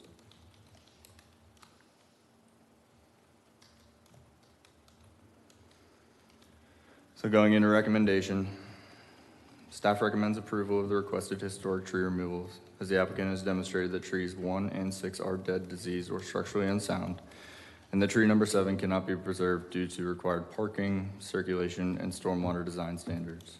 This recommendation is conditioned on the PUD and final site plan receiving approval prior to any removals occurring. The preserved trees being protected in perpetuity, except in cases of force majeure, and all required mitigation being fully satisfied during site plan review. And I will stand by for questions if there are any. Great, that's wonderful. Any questions from my colleagues? Yes, Commissioner McGurk. Thank you, Mayor. Channing, thank you for the presentation. The first thing I was going to ask, which you hit on at the end of your presentation, was how much modeling was done from the developer trying to work around the trees. And I was glad to see that there were a number of different models, and you're taking out of those different models, as I understand, the best one that minimizes damage to the historic trees. Yeah, that's correct. So when we look at this, we're looking at it not from the developer's standpoint of dollars and cents and what they have to do to maximize their property. We're looking at it from what is the least impact that we can sustain to our canopy coverage and obviously the stormwater absorption these trees provide. Out of the 4, 5, and there are probably a number of more that their engineer and planners ran through that we did not or may not have seen. This is the most, or I would say, least impactful to that canopy. There are 2 dead trees. Those 2 are so close to South Myrtle that, a good I wanted guess. to touch on that. I've driven this road 2 times a day for the last 4 years, taking my kids to the middle school, which and it's funny because that one tree, I've always looked at that tree and said it's going to come down onto Myrtle one day.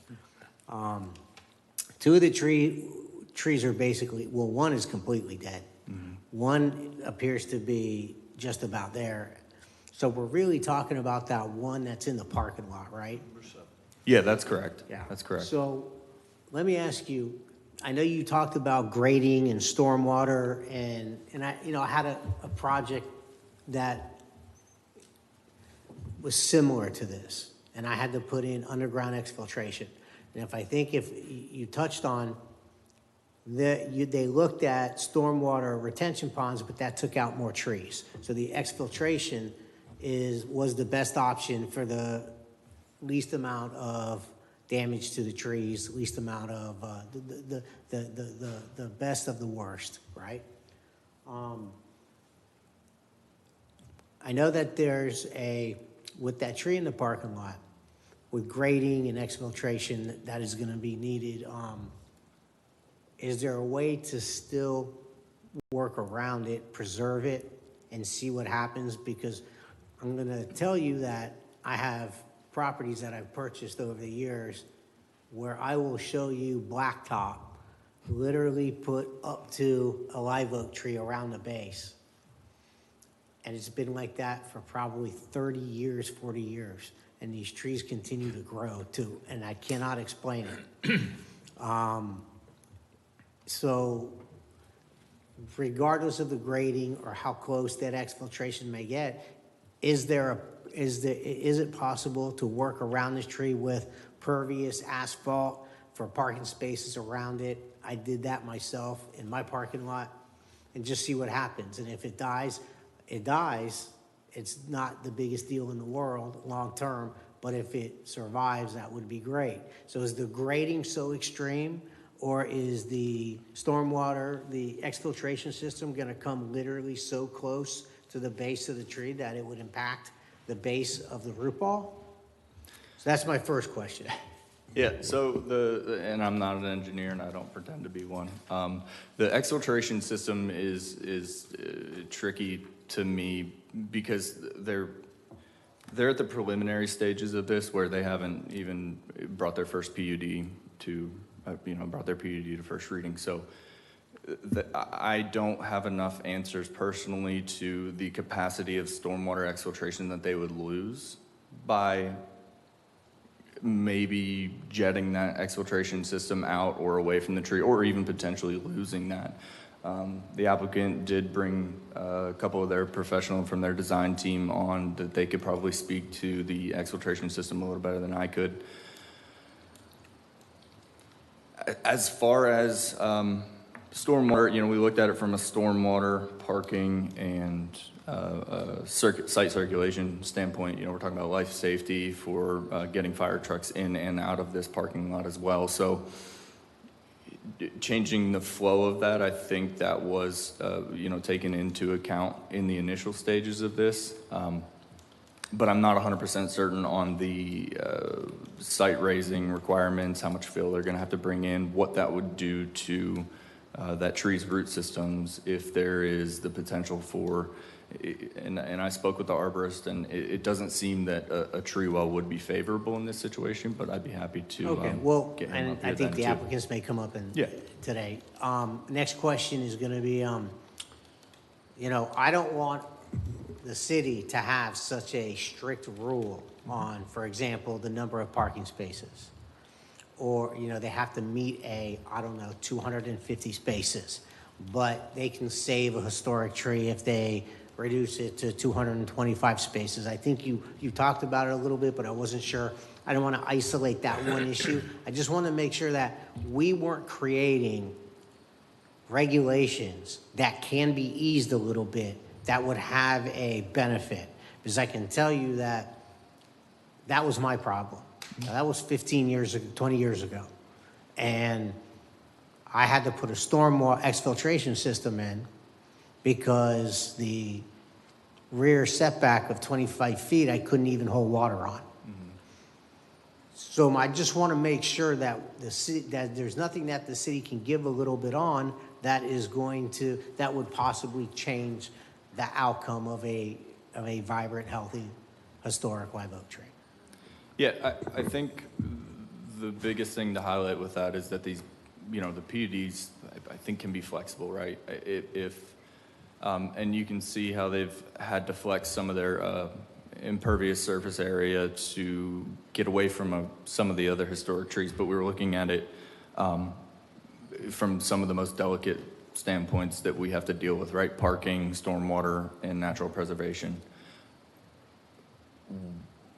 when you save that tree, it impacts one of those three. So we have to kind of take those piece by piece, where the parking can be worked with. If it's not such a significant, I guess, change from proposed to what's actually going to be built, I think there can be some wiggle room there. But, you know, again, then we start talking about stormwater, and that's sometimes a hard line of what we need and what we can get.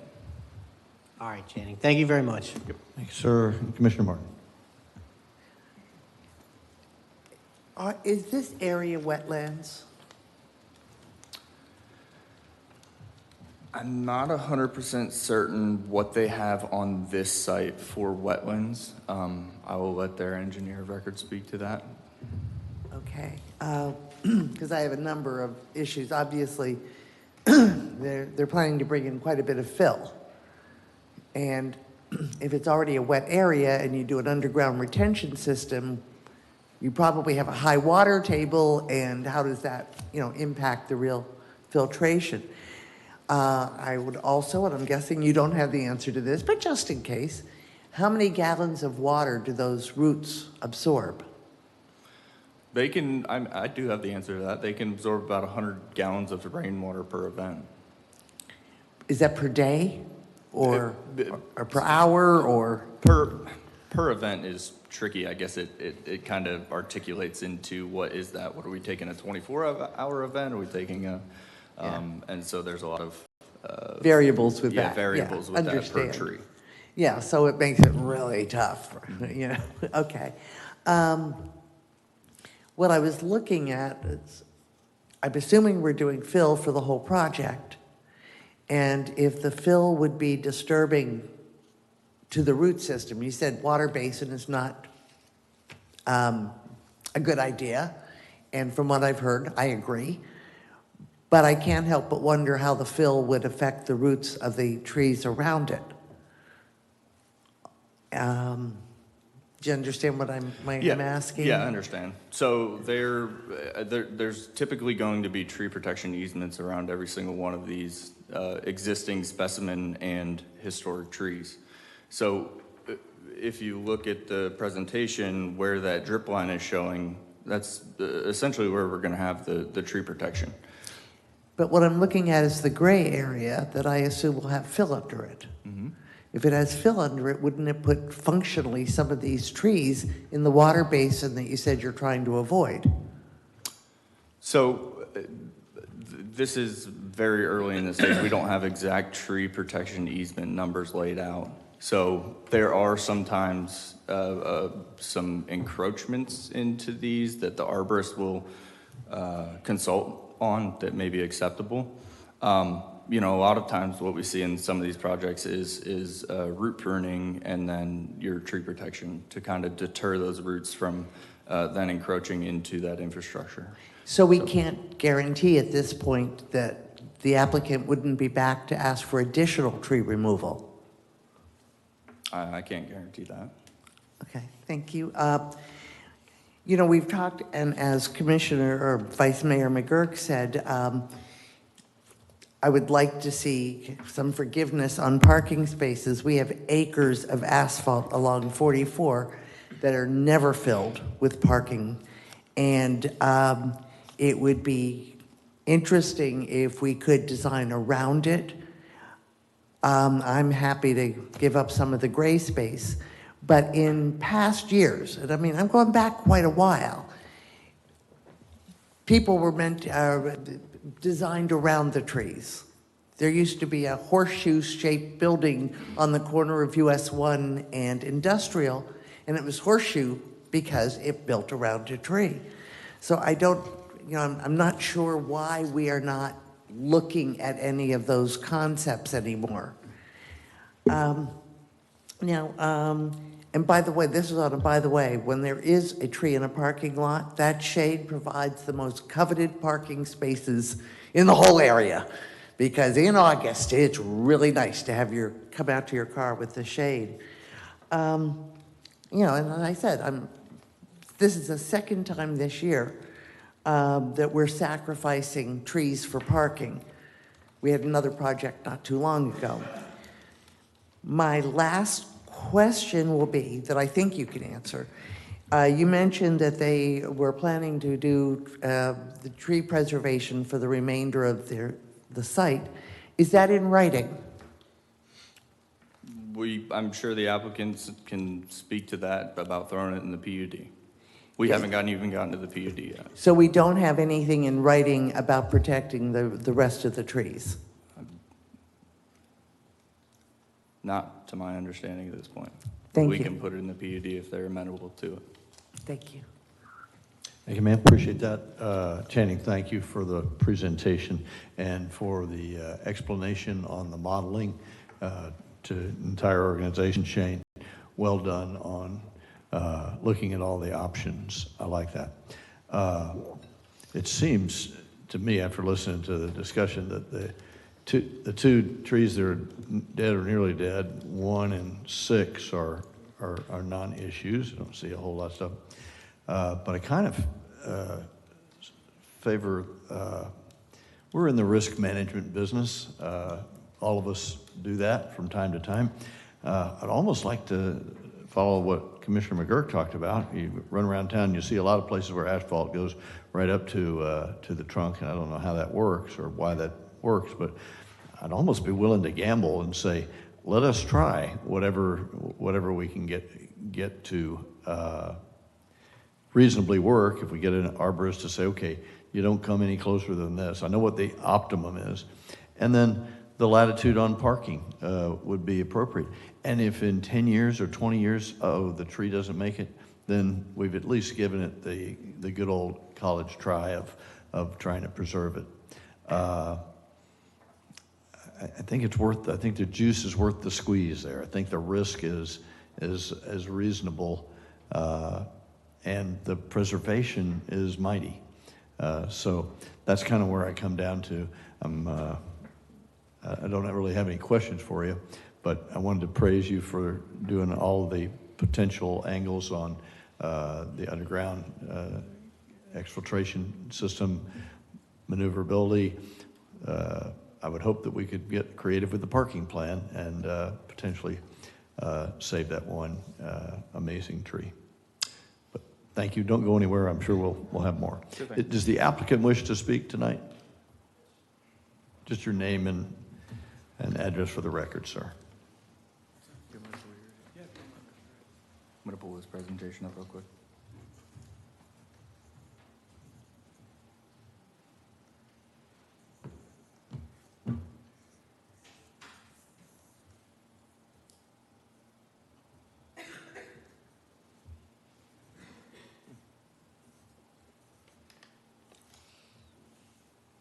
Hi, good evening, Commissioners. My name is Scott Cole. I'm with GBT Realty based out of Nashville, Tennessee.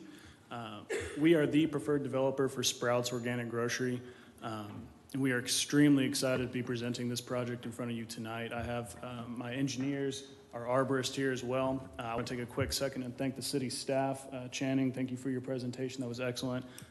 The planning staff has been excellent to deal with, and it's been a real treat.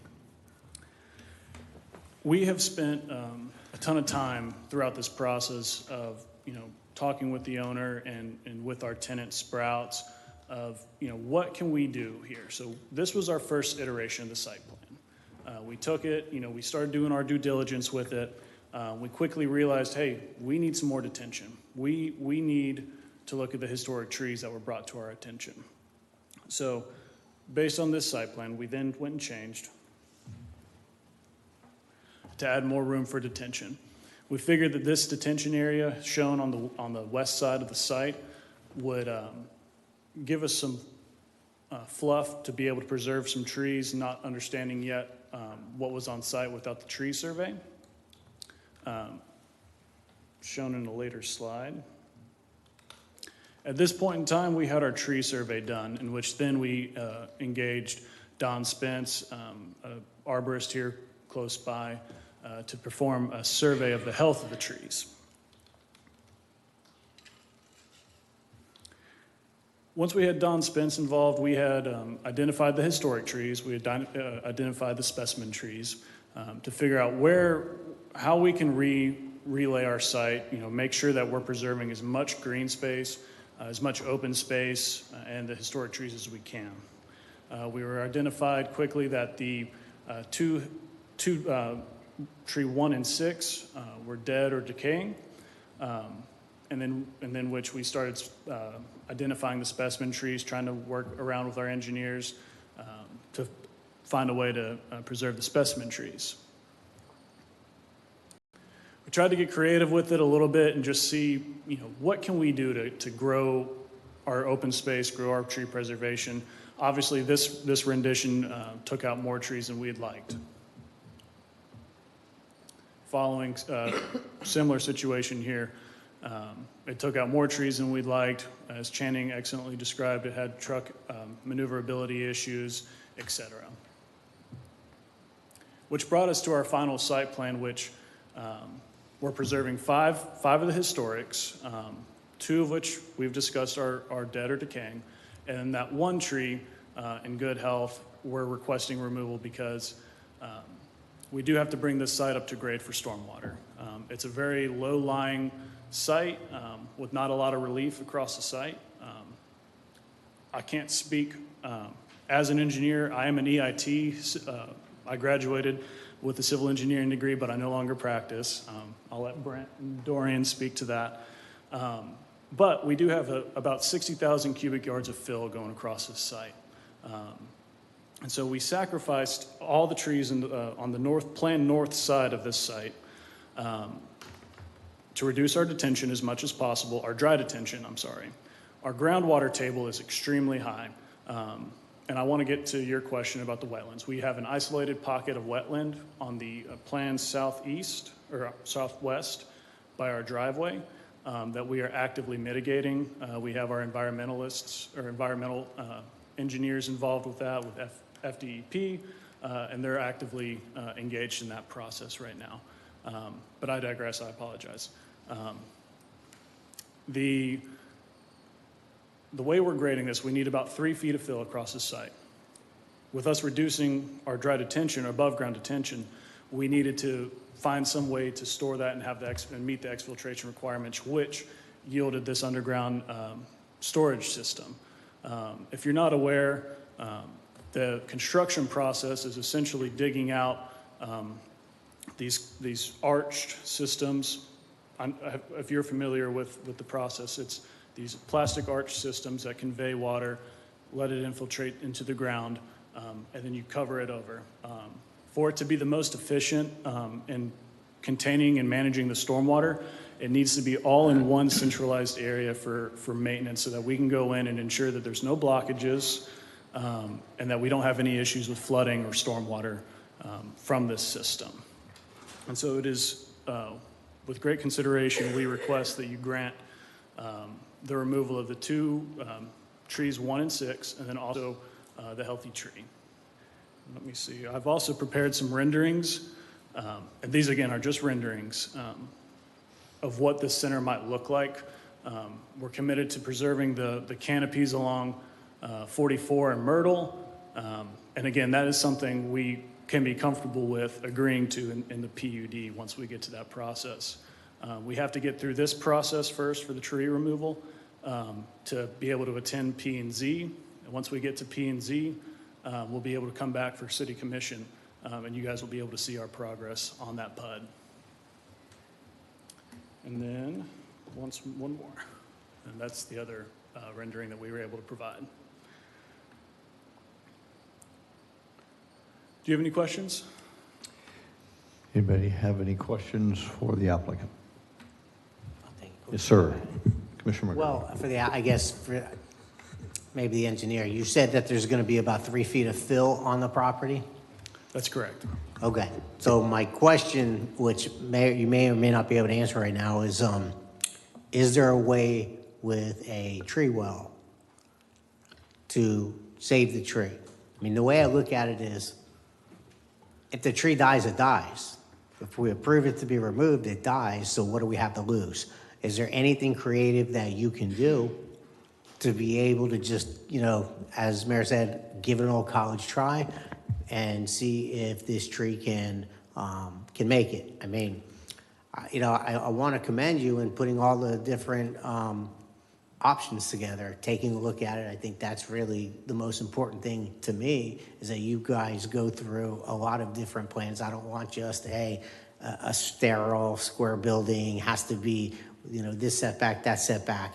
So I appreciate you a lot, you guys doing that. That's an honest attempt to do what you can. So is there any way creatively you can try to save this tree? So I did discuss with my engineers about this, and we believe if we have to put a tree well in, we will lose the ability to do underground detention and the capacity for that. We might not have the capacity for that, which then puts our St. John's water permit kind of iffy on how we need to handle that. And so that's my only issue with that, is that we really need that underground exfiltration system to be there, and we think that might hinder doing something like that. Because that underground, and correct me if I'm wrong, underground exfiltration, you're just going to be laying, 3 foot roughly pipes, 3 foot wide pipes around the property. Essentially, they're almost upside down, or I'm sorry, they're almost arches, basically, open bottom arches. Yeah, I'm not familiar with an arch. It's a Connex system, if you're familiar with Connex. No, I'm just used to the exfil where it's a pipe and it has slits in it, and it goes, whatever's in the pipe eventually seeps into the surrounding area. Gotcha. We've been in contact with a pipe distributor with Connex about systems like this to get us as knowledgeable as possible on it. Ran through some of the what ifs and whatnot, and they were kind of saying, well, we need it all to be centralized. We need it all to be connected so that you guys can have the sufficient storage to be able to detain and meet the exfiltration requirement that just got put in place at the first of the year, I believe. So that is there's a possibility we can work with this, or you're saying there's not? Unfortunately, there's not. We don't believe so. Okay, thank you. Commissioner Martin? Yeah, just clarification.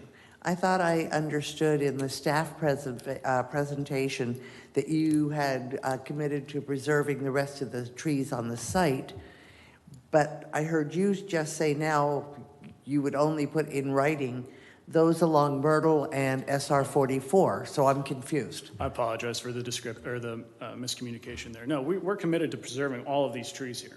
All the trees shown, we're going to be able to agree to. Okay, so all the trees just on this one part of the entire area, right?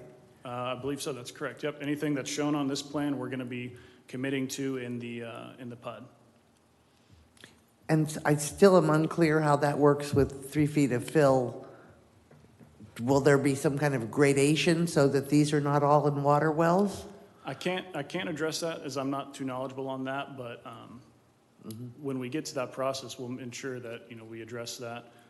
And we also have Don and Brent here, our engineer and arborist, that might be able to answer that question.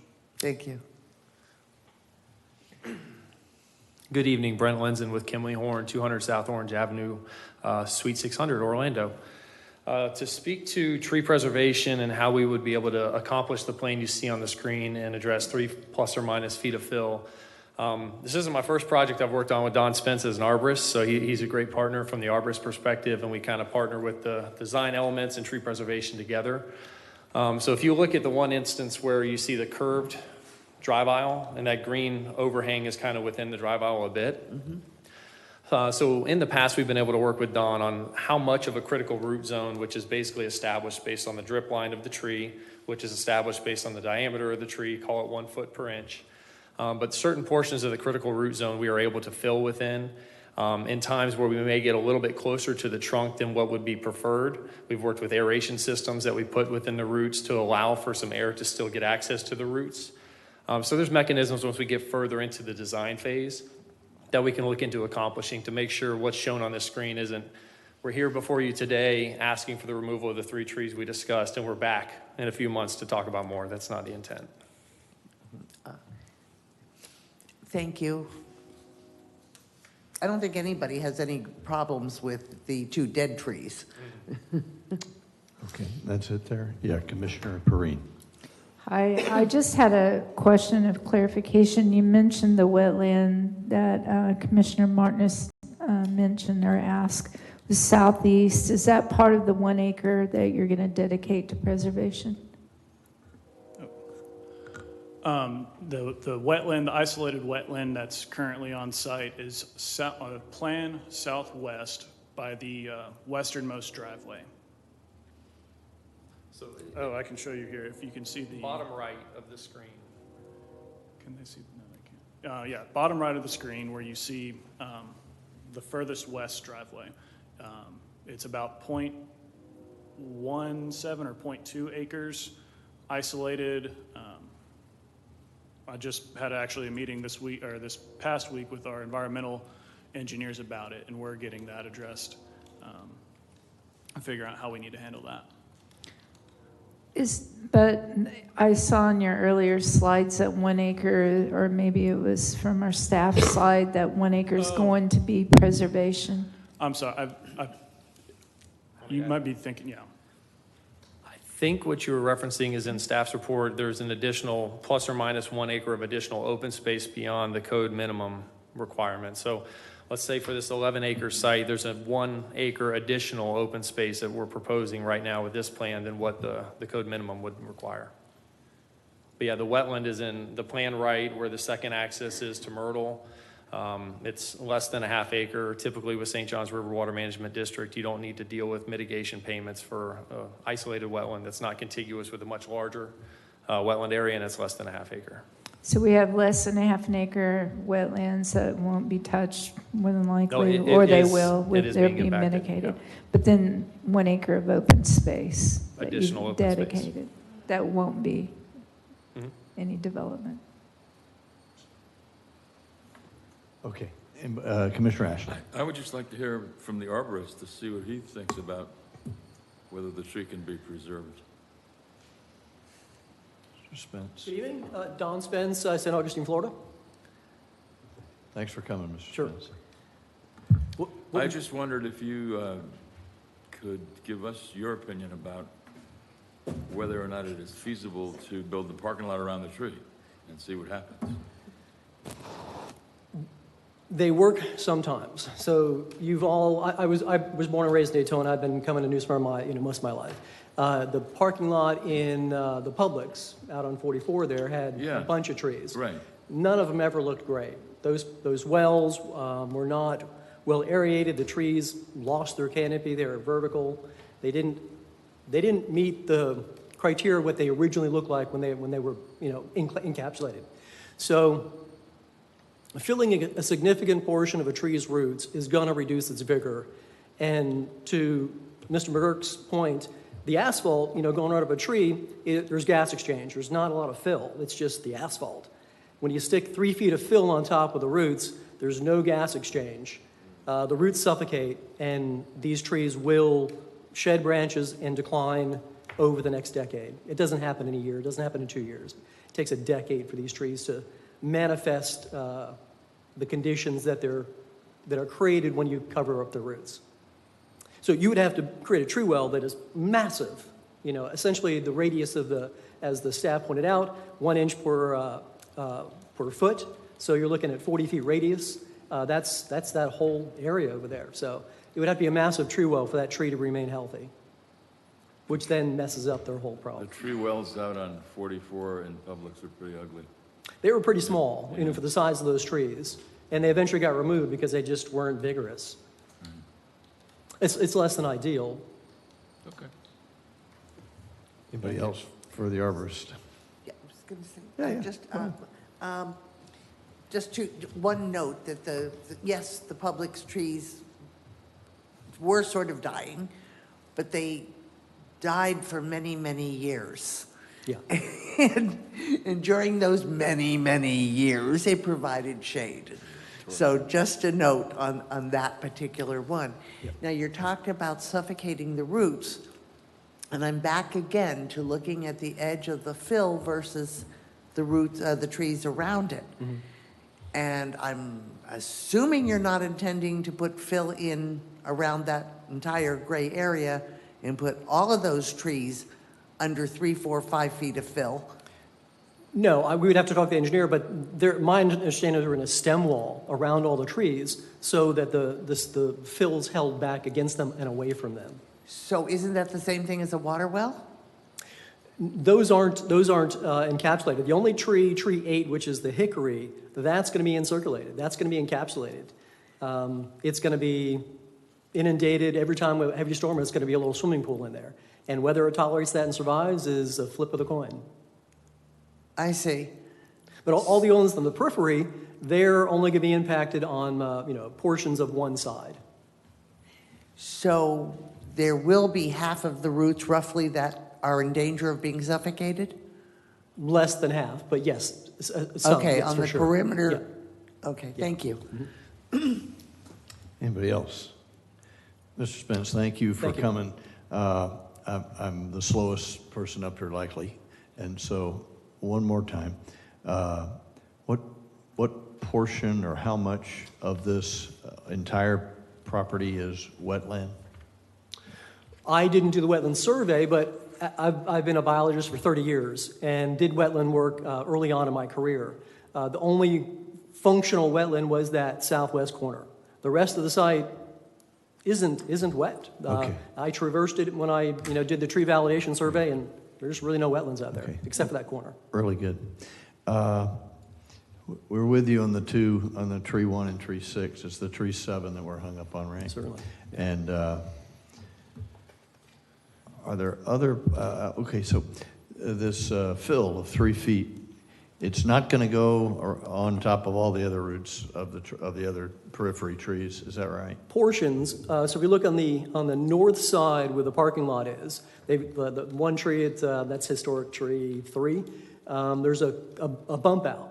Yeah, I see it. Part of that bump out is under the canopy. Okay. So based on the code and the tree protection zone, we'll be encroaching into that. But I don't have my scale in front of me, but I guess that distance from the trunk of the tree to that edge of the stem wall, we're looking over 20 feet. Got it. Which is a pretty good buffer between the trunk of the tree and the driveway.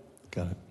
And so for your calculus, the setback or the diameter around the tree in question there is like 40 feet radius, so 80 feet total, right? 40 feet radius, 80 feet diameter, yes. All right, yeah. And so that's optimum.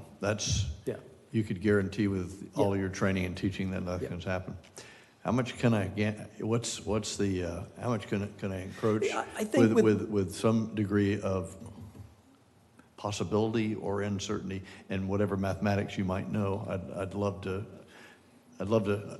be not risk averse here. I'd love to give the tree every opportunity, but not crater the whole plan that Shane's organizations did to set up the parking and what have you, and potentially for us to relax the parking thing if it meant saving the tree. You could certainly encroach into that 40 feet a fair bit. I advocated for this tree with the developer and the engineer. It's like, we could do something. Sure. But talking to the stormwater, when it came to stormwater, and they showed me what they have to do, how much fill they got to put in, the U-shaped domed infiltration systems on top of the roots of that tree, I just don't think it's going to live. I mean, if they filled the tree, the roots, and let's say we sacrificed half of the radius, right? So now we're in 20 feet of the tree, and you're creating a tree well in there. To build the rest of that infiltration system, you're going to need heavy equipment. They're going to be moving dirt. They've got to manage the grade. There's going to be excavation.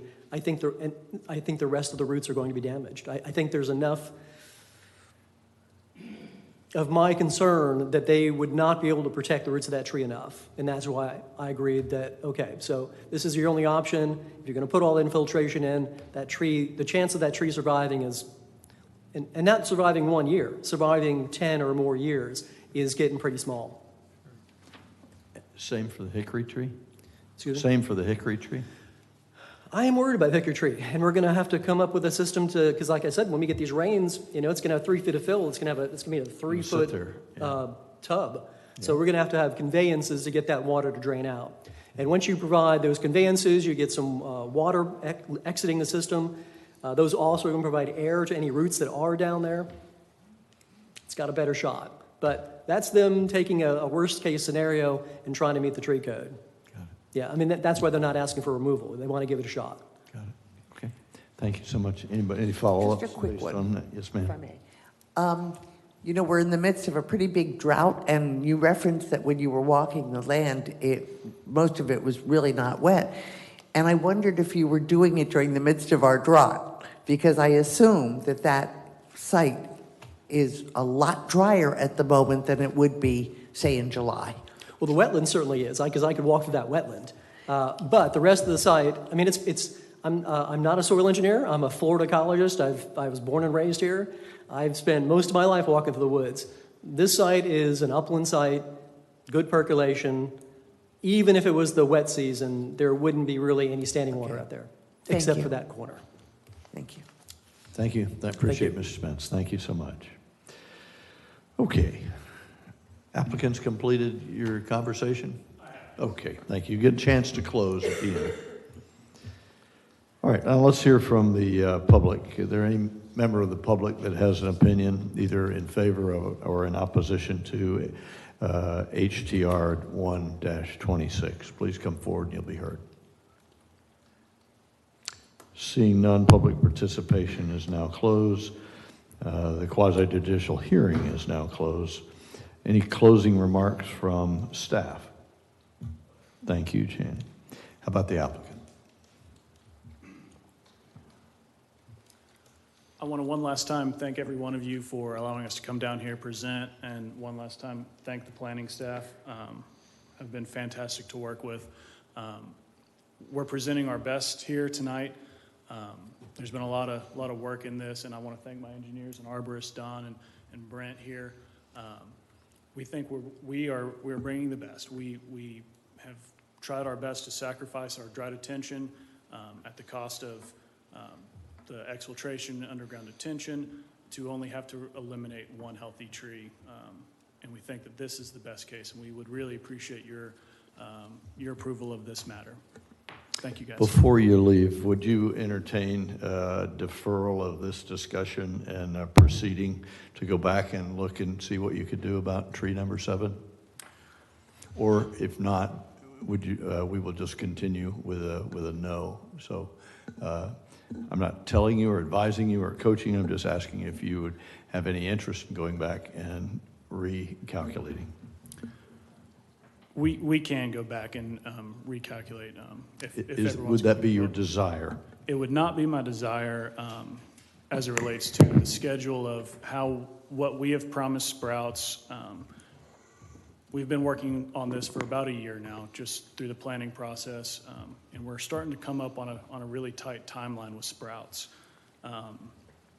If we don't meet today, if we can't come to an agreement today, we might have to risk missing the planning and zoning agenda we're on in April, which would then push our commission meetings from April 14th and April 28th to a later date, and push the delivery for Sprouts in 27 into a blackout period, which we would then default and not be able to bring Sprouts, and Sprouts would not be able to agree to come. So we're on a tight timeline, and I request that if we can vote, to vote. But Oh, we can. Okay. I'm just offering you the option to defer, and if you don't want it, that's fine. Okay. Let me make a suggestion on a motion. We don't have one yet.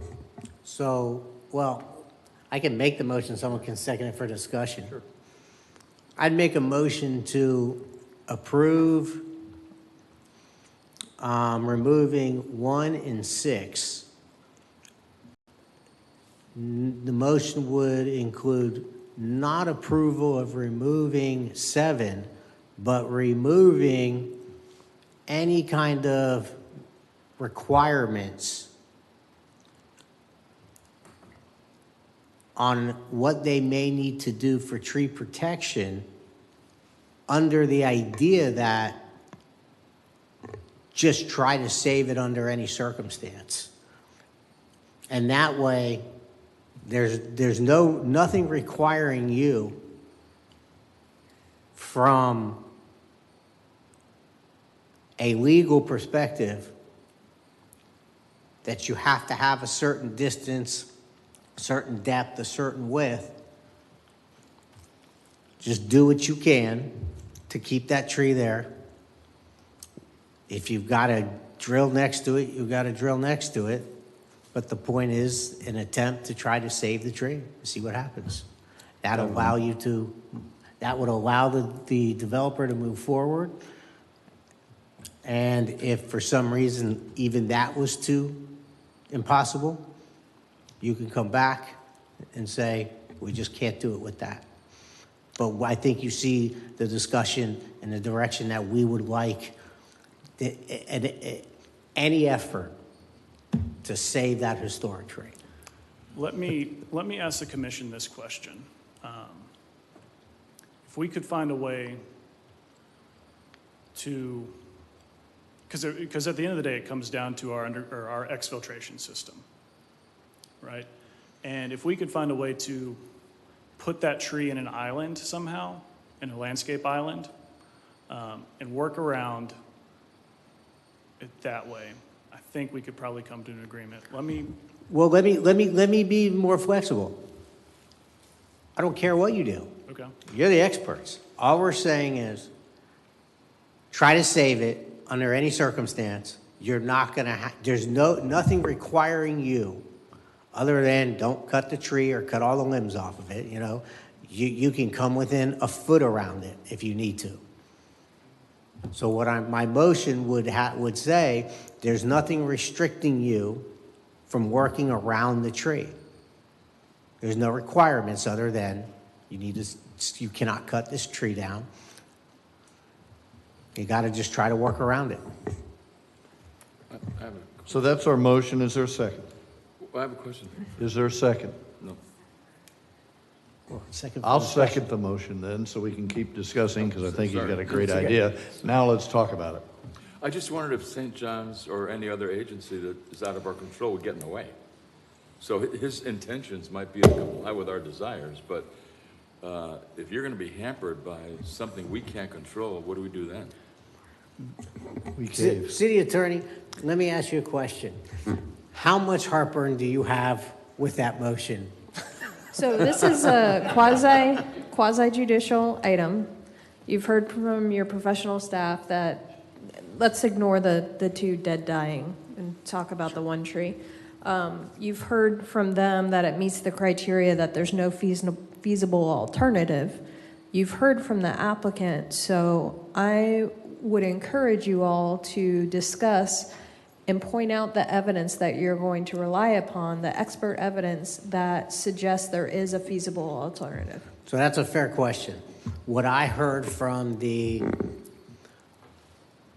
arborist was the closer they get to the tree, the less likely it would survive. If there's a 5% chance or a 2% chance it would survive, I'll take it. Because 5% is better than cutting it down. I'm not trying to in any way create a problem for the developer. I think there's a lot of people that in this community look forward to this project. I'm just saying, if it's gonna be cut down anyway, and there's a possibility that the tree can survive, because I have anecdotal evidence of trees in the area, various properties around town that, statistically speaking, probably shouldn't have made it. Just saying. So let me help move this along to answer the lawyer's question. We've got an expert testimony that says it has a chance, and so I would hang my hat on that if I had to defend my vote on a quasi-judicial. So we've got the staff that says yes. We've got an expert we called up here that said, there's a chance it could live. And so, do you concur with that was the testimony that was from the arborist? There's a possibility? I concur that there was, the arborist did say that there was a chance of survival. Okay. thank you, sir. Appreciate your testimony. Appreciate that. We have a motion on the floor and a second, and let's have a further discussion about that. this is risk management at its best. You can tell, the public can tell by all that we're going through here, to an hour talking about saving a tree, how important that is to the ethos of our community. You get that as the applicant. We are delighted that you've got the Sprouts group coming. That's all said and done. We can have our cake and eat it too if the tree has a potential to live. Everybody walks away good. You got to have good faith work coached by the expert arborist over there about how we might do this. But this could be the win-win. And so I speak in favor of the motion that Jason made. Any other discussion? Just clarification, because again, my standing is the two dead trees are no-brainers, but I would like to attempt to save the healthy tree. Is that the essence of the motion? Okay. That's the intent of the motion. However small it may be. That's right. Anybody else? Madam City Clerk, please call up. Now, any other coaching from the legal side? I mean, we've got, this is quasi-judicial hearing, so there are criteria that have to be met to vote yes or no. It's an application that is a duly valid application. There are rules that say that you can apply. You've met the criteria. We've got a slight variation in what the original motion was. Yes, go forward, take all three. We've modified that to say take two and save one with your best efforts, with no restrictions about what that looks like, other than the best advice you can get, which is sitting behind you. Any other questions, comments? Madam City Clerk, please call the roll. Commissioner Martin? I'm still not comfortable, so I'm going to have to vote no. Commissioner Perrine? Yes. Commissioner Ashley? Yes. Vice Mayor McGurk? Yes. Mayor Cleveland? Yes, thank you. 4-1, the motion carries. Thank you, guys. Thank you, Channing. Thank you, guys, for your effort. Okay. We're going to move on to public hearings. Ordinance 76-25 will be conducted at a second reading of this ordinance, which, if adopted, would create a definition for the process of reviewing an application for certified recovery residents as required under Senate Bill 954. We will conduct this public hearing to consider the adoption of ordinance number 7625. Madam City Attorney, 7625 for the second time by title only, please. Ordinance number 7625, an ordinance of the City of New Smyrna Beach amending the land development regulations, amending Article 2 definitions, Section 201 general definitions by adding definitions for recovery residences, amending Article 8 supplementary regulations to add Section 801.32 to provide a process for requesting reasonable accommodations under the ADA and FHA, providing for codification, providing for public hearings, providing for conflicting ordinances, providing for severability, and providing an effective date. Thank you, ma'am. Appreciate that. Madam City Attorney, would you go further in setting up what this is so the public can be informed? Sure. Before Stephanie talks, yeah. In the 2025 legislative session, one of the bills that passed was Senate Bill 954. And what that bill required was that a governing body of each county and municipality had to adopt an ordinance to establish procedures for the review and approval of certified recovery residences. So these types of living environments, they're non-medical residential settings designed to support recovering from substance use disorders, helping individuals transition from highly structured residential treatment programs back into their day-to-day lives and maintain their recovery. So under federal law, these sober houses have a right to exist in the community, and what this legislation did was require us to put a process in place in order to go through, it's called reasonable accommodations. They can ask for reasonable accommodations from our land development regulations in order to live in this type of a residence. I appreciate the clarification. I see our planning manager, Doster, at the podium. We're anxious for your report, Stephanie. Good evening. I think Carrie just summarized it pretty nicely. There's a reason for that. So I'll go through this quickly. As she stated, we're following state statute. Local governments are required to adopt these regulations and put them in place. The city is proposing a new section to land development regulations.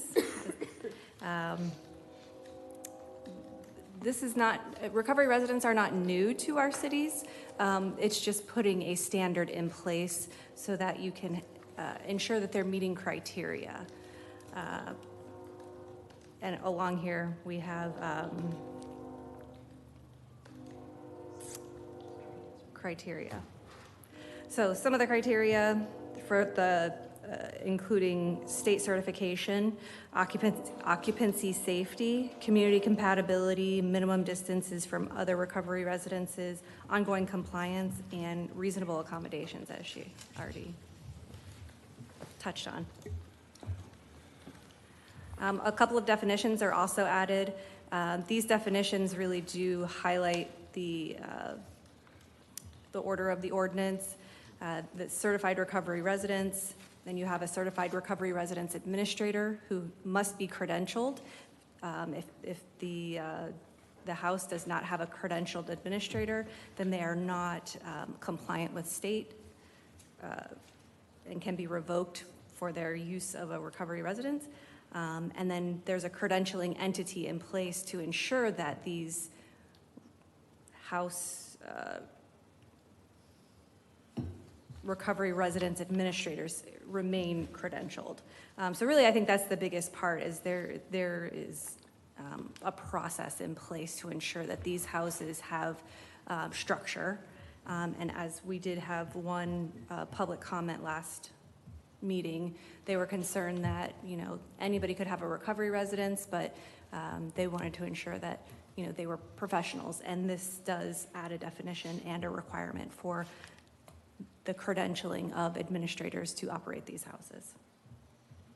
So staff does recommend that the City Commission approve the land development regulation languages for certified recovery residents. The approval will ensure the city is compliant with state statute and permitting regulations for recovery residents. Any questions on this? Okay, thank you very much. I've got a few questions, but I'll go to my colleague first. Anybody? You say we have some already in town. How many? That we're aware of, since we do not currently permit these, maybe two. Two. Do you know where they are? There is one on US 1, proximate to our central area here. The other one was in a residential neighborhood. I don't believe that one is any longer. Gotcha.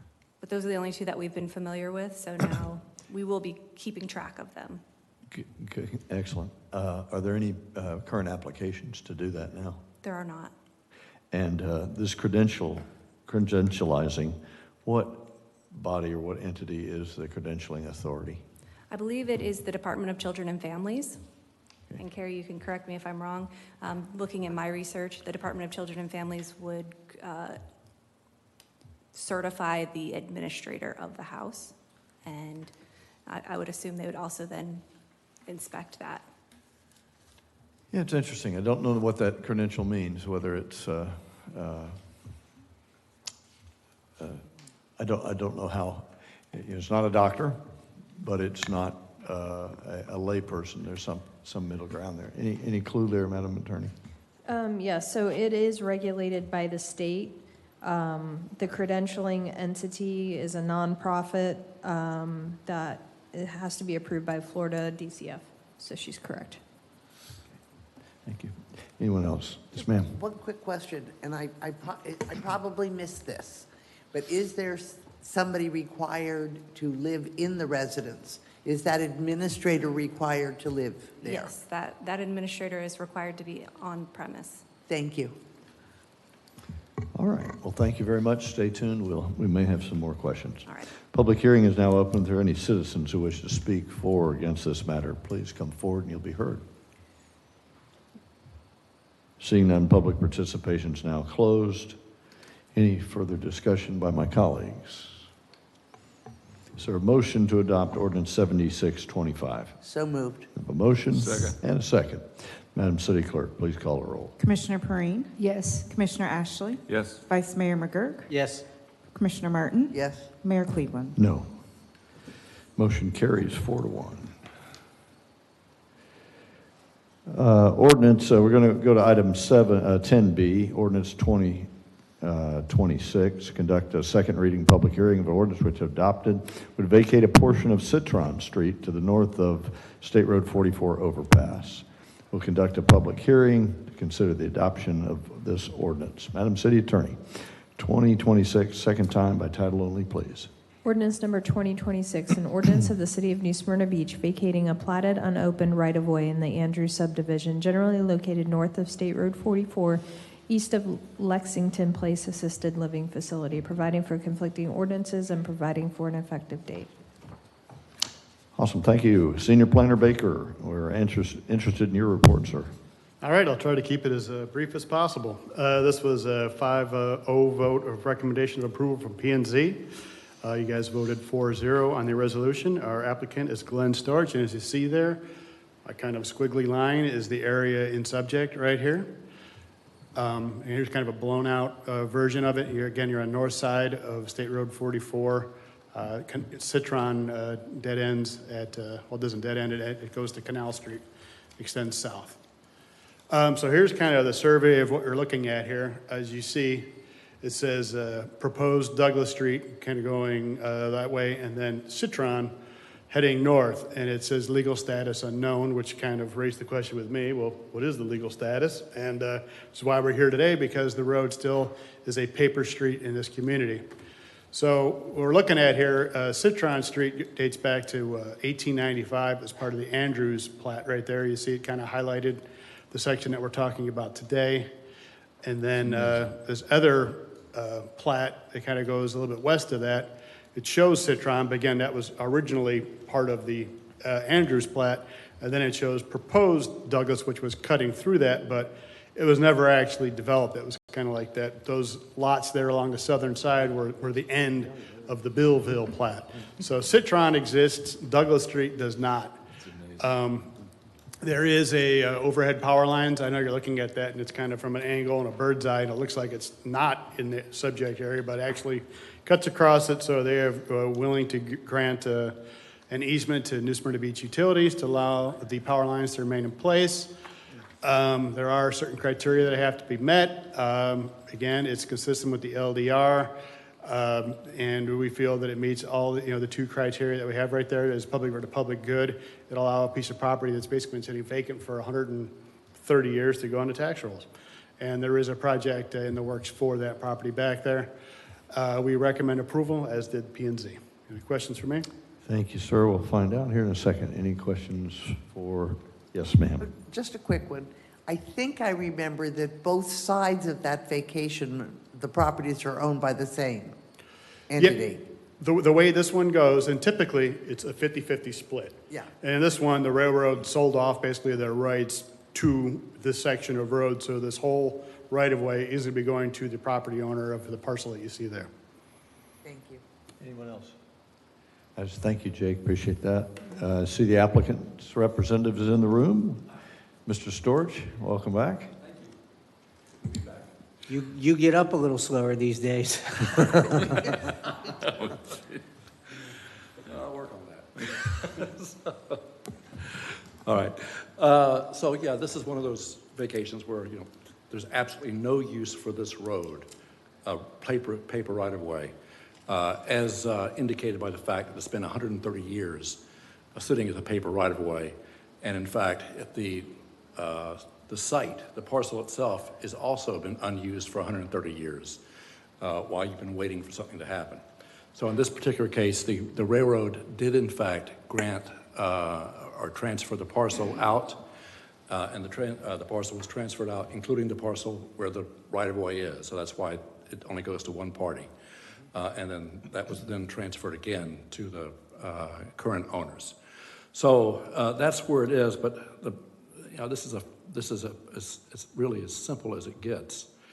It's a dead-end road. It can't be extended. It runs right into the to the bridge, the area where 44 goes over, and so it just stops. It's not going anywhere. It's unopened. It's unimproved. It's an old paper right-of-way next to the railroad track. Obviously, there's no chance of using it to connect across the railroad track, and it prevents the economic use of the property. That's the biggest problem for us, of course, is that the fact it's there means I can't, I shouldn't say my client can't use that part of the property, and in fact can't build anything on the site. So maybe that's why it hasn't been used for 130 years. The problem, of course, is that the 1895 plat did not contemplate that the State Road 44 bridge would block the use of Citron, which it now does. Neither the street nor the parcel has been used for or constructed since platting in 1895. Thank you, Jake, for that research. I did not know that. The vacation of this section will be platted, will allow for the economic use of the parcel. There's a plan already in place that we've been working on with the city that will allow this thing to be built and be allowed to actually generate taxable income finally after 130 years. So there's a public benefit, obviously, to the city. There's no public benefit to maintain the right-of-way. There's no potential use of the road as a right-of-way. It can only be used for public right-of-way purposes. It prevents the use of the adjoining and underlying property for redevelopment projects. It prevents the increase of a non-residential tax base, which, again, my understanding is that's one of the things that this council is pushing for, is a non-residential tax base to offset taxes on the residential tax base. So this is one of the few places you can actually do that at this point right now. And it provides, and the applicant will provide utility easements, removing potential city, and it also removes potential city liability. Some of these things, some of these areas next to the railroad tracks typically had the potential for condemnation because of their use of arsenic for years and years in taking out the plant materials for the railroad tracks. So it's one of the reasons why they transferred this property out. So one of the only uses it can be is for industrial use that actually paves over something. You can't use it for residential uses. As we walk through this process, I think we've done it the right way. There's no objection from the Utilities Commission because we're providing an easement. There's no objection from the city engineer because there's no need for the right-of-way. There's a staff recommendation of approval. There's a planning board recommendation of approval that was unanimous, and there's a positive economic impact in that it allows the property to actually, after 130 years, to be taxed. So that's my spiel. And I can't think of anything else right offhand. Very good. Any questions for the applicant's representative? All right. Thank you, Mr. Storch. Appreciate that. Public hearing is now open. If there are any citizens who wish to speak on this particular matter, please come forward and you'll be heard. Seeing none, public participation is now closed. Any follow-up discussion by my colleagues? Is there a motion to adopt ordinance 2026? So moved. So motion Second. and many seconds. Madam City Clerk, please call the roll. Vice Mayor McGurk? Yes. Commissioner Perrine? Yes. Commissioner Martin? Yes. Commissioner Ashley? Yes. Mayor Cleveland? Yes, 2026 been unanimously adopted. Let's move on to item 10C, which is ordinance 2126. We'll conduct a second reading and public hearing for this ordinance, which, if adopted, would vacate a portion of Buck Lane for future expansion of Fire Station 50. We will do that public hearing right now. Madam City Attorney, if you'll read 2126 for the second time by title only, please. Ordinance number 2126, an ordinance of the City of New Smyrna Beach vacating a platted, unopened right-of-way in the Woodland Number 2 subdivision, generally located along Buck Lane between platted and unopened 1st and 2nd Avenue, providing for conflicting ordinances and providing for an effective date. Thank you, ma'am. Appreciate that. Senior Planner Baker, we're anxious for your report, sir. All right, we have another street vacation. Planning and Zoning Board also voted 5-0, recommending approval. As you see, we're kind of a little bit south of State Road 44 there. Here's kind of a shot of it here. The city already vacated the north 25 feet of this right-of-way. This is about 10 years ago. The house that you see at 1400 Finley has been raised. The city has purchased it. At the time, when we were doing the vacation, the woman who lived there did not want basically her taxes to increase. So we vacated the 25-foot on the north side to allow the fire station to, use some of that property. Well, now we own the building, or we own the property, the building is gone, and basically we're just trying to vacate the rest of it so we can allow it to be developed fully. So this is kind of the original plat, I kind of updated the street names from their platted names. At Buck Lane, you see a little area where I call out area to be vacated there. Old Mission, a little bit going north, south there, a little bit to the east. And here's just a little shot from the survey showing this little section. As far as the criteria go, obviously this is for the public good, the fire station expansion, and the utilities has no issues with it. Engineering is fine with it as well, and planning and zoning recommends approval, and so do we. Thank you, Mr. Baker. Any questions for the city planner? Seeing none, thank you very much. Appreciate that, Jake. Public hearing is now open. If any citizens who wish to speak on this topic, please come forward. You'll be heard. Seeing none, public participation is now closed. Any discussion with my colleagues? Seeing none, is there a motion to adopt ordinance 2126? I move to adopt. Second. A motion to adopt 2126 and a second. Madam City Clerk, please call the roll. Commissioner Perrine? Yes. Commissioner Martin? Yes. Commissioner Ashley? Yes. Vice Mayor McGurk? Yes. Mayor Cleveland? Yes, unanimously adopted. Thank you very much. I'm going to move on to ordinances and first readings. Here's an ordinance 2226, which we will conduct the first reading, which if adopted upon second reading and public hearing would authorize the Utility Commission of New Smyrna Beach to enter into an agreement longer than 4 years with Renevu to provide bio-solid waste disposal. Madam City Attorney, please read 2226 for the first time by title only, please. Ordinance number 2226, an ordinance of the City of New Smyrna Beach approving a 3-month extension of an agreement between the Utilities Commission, City of New Smyrna Beach, Florida, and Revenue, Inc. for the disposal of biosolids, which will extend the agreement term beyond 4 years, providing for conflicting ordinances, severability, and an effective date. Second reading and public hearing will be March 10th, 2026. Thank you, ma'am. Appreciate that. Let's move on to section 12, boards and commissions. Madam City Clerk. Yes, good evening. Today we have an appointment to fill the vacancy created by the resignation of Chairman Richard Hawes for the Utilities Commission. The Utilities Commission consists of 5 members appointed by the Commission. Each member must be a qualified elector and freeholder of the City of New Smyrna Beach, and they cannot be city employees, elected, or appointed officers. Today, presented to you, we have applicants: Chip Weston, Deb Dennings, Frank Dalton, James Davenport, James Hathaway, and Paul Flynn. Thank you, ma'am. If I'm correct here, we just required a nomination, no second. Correct. We get nominations, we can either do the ballot elimination, or we could do one time through. And Correct. will you pass a ballot either way? Is that how that works? Yes, I'll pass Okay, the ballot very good. either way. Nominations, anybody want to nominate? I do. Yes, I ma'am. have James Davenport. One for James Davenport. Any other nominations? Very good. Let's have the vote then, Madam City Clerk.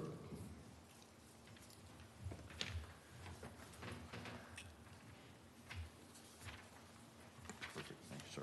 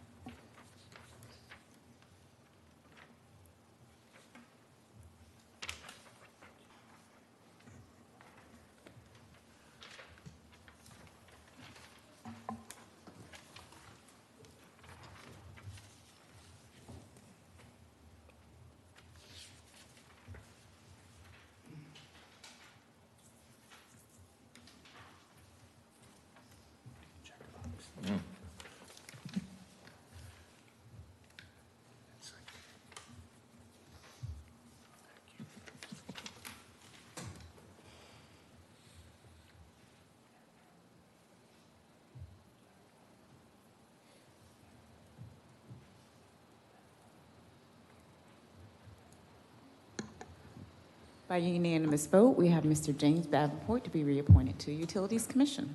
Thank you, ma'am. Appreciate that. Mr. Davenport, thank you for your willingness to step up again and further serve your city. The city clerk will be in touch very soon. Thank you for you and Lillian showing up here tonight. Did you want to advertise one more time? Sure. So we do have coming before you the Economic Advisory Board. We have 5 applicants that we will present to you for appointment for our next meeting. Our code compliance applicants for reappointment will be presented to you. And we have recently have a vacancy on our Historic Preservation Board. So that board will be advertised for a month, and those applicants will be presented to you as well. And I also encourage any citizen who would like to volunteer to go to our city website under the city clerk's page and fill out an application to be considered for appointment. Thank you. Yes, ma'am. Did I understand you have 3 unfilled for the code compliance? Correct. 3 unfulfilled. How many applicants have you got so far? They are up for reappointment. Clerk's office will reach out. They're up for reappointment. We will And contact to have you make got sure. any in addition to those? No, Okay. not at this Thank you time. very much. Very good. Okay, thank you very much. We'll move on to section 13, commissioner reports. Commissioner Ashley. I would like to talk about the Office of City Clerk. I have done some thinking and research kind of based on the ethics training we just went through last week. And I had a meeting with Sharon to talk about her needs and how the city clerk's job has evolved over the years. And I just got to thinking that with the upcoming budget talks right around the corner, that job has grown so much from its original intent, we should address that, not only financially, but in terms of words and descriptions too. And I just want to just serve up a suggestion here as to what I'm thinking, so that I just want to share with you the direction of where I think we should take things. So, for example, the current description of the city clerk's job is the city clerk's office serves as the official record-keeping and administrative support division for the city of New Smyrna Beach. As the custodian of the city's legislative history and public records, the office is integral to maintaining transparency, accountability, and accessibility in municipal operations. No argument. The only thing that I say to myself in reading this is that the word custodian does not indicate the serious nature, the way the job has evolved. So, as an example of the way I'm thinking about the job and how we should support it going forward, I created this new description. The city clerk's office is the constitutional backbone of open government in New Smyrna Beach. It is the permanent guardian of the city's institutional memory, the integrity of its legislative actions, and the public's right to know.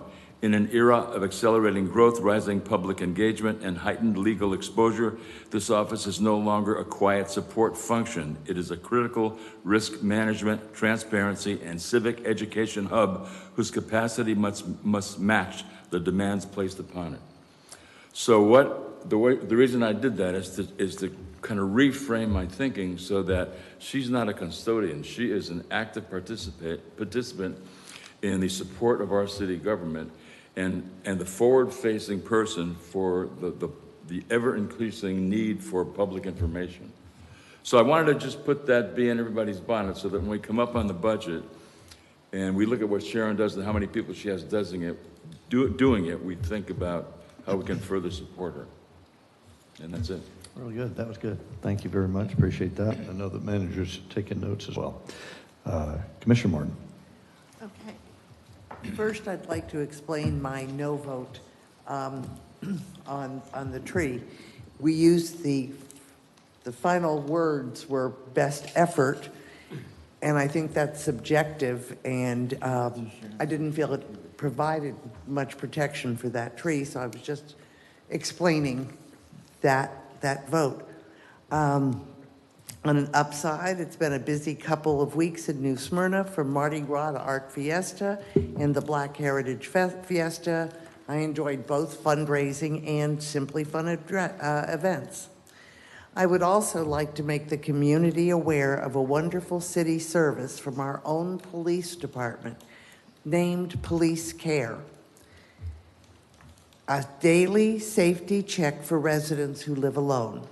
How it works: participants call the police department between 8 a.m. and 1 p.m. Monday through Friday just to check in and chat.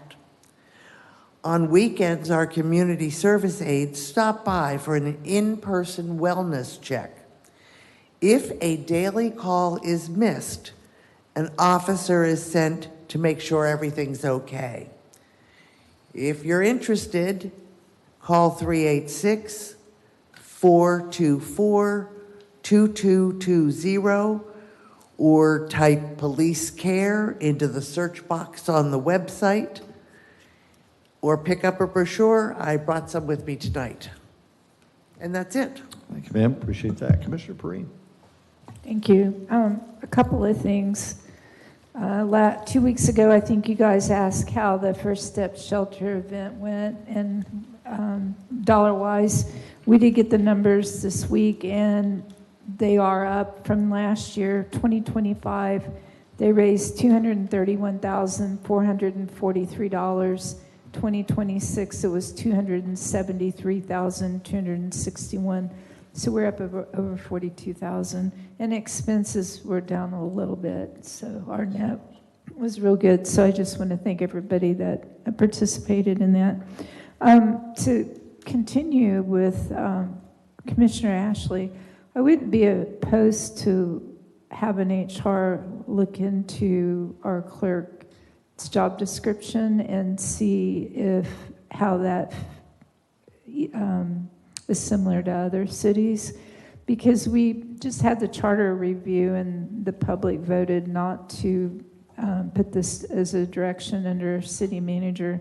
So the public spoke with that, so we should look at that and I think make it equivalent to if she's going to report to us, that we look at that. But I'd like to have some more information and background if you guys would vote or give permission for our HR to dwell into that a little more and show how that equates to other cities. Without objection. Mr. Manager, just have that checked out. Thank you, sir. And that's it? Okay, thank you. Vice Mayor. Thank you. You know, it was interesting. Saturday with the beach, my daughter went there and she came back and she says, "Hey, Dad, you know, it'd be a really good idea if the county had an app for the beach." And I looked at her and said, "Of course, they do." So it's fascinating that, you know, we have that problem. Everybody has the same problem of how do you get information out. And so the high schools, it'll be interesting. At least that one's I'm going to call Jessica and let her know. Hit the high schools. I think that one might be a good way to get the app out to a lot of people who will be actually using it. And that it's an investment going forward because they're the generation who's very much into all the technology. And with that, I want to remind people not to panic. Every single spring, the same thing happens. We get very cold weather, and the first day it's 80 degrees. Everybody in the world goes to the beach. Not to mention, everybody's in town. All of the snowbirds are in town. Friends and family visiting the snowbirds.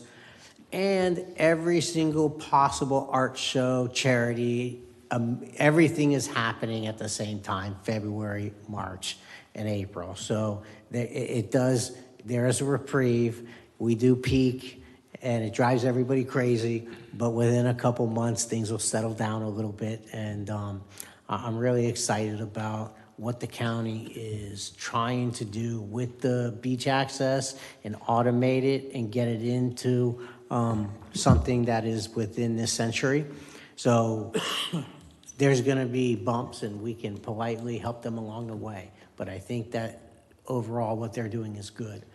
When the beach lost a ton of money when I was on the Beach Policy Advisory Board 20 years ago. I think the revenue was like 2 million and the expenses were 10 or 12 million.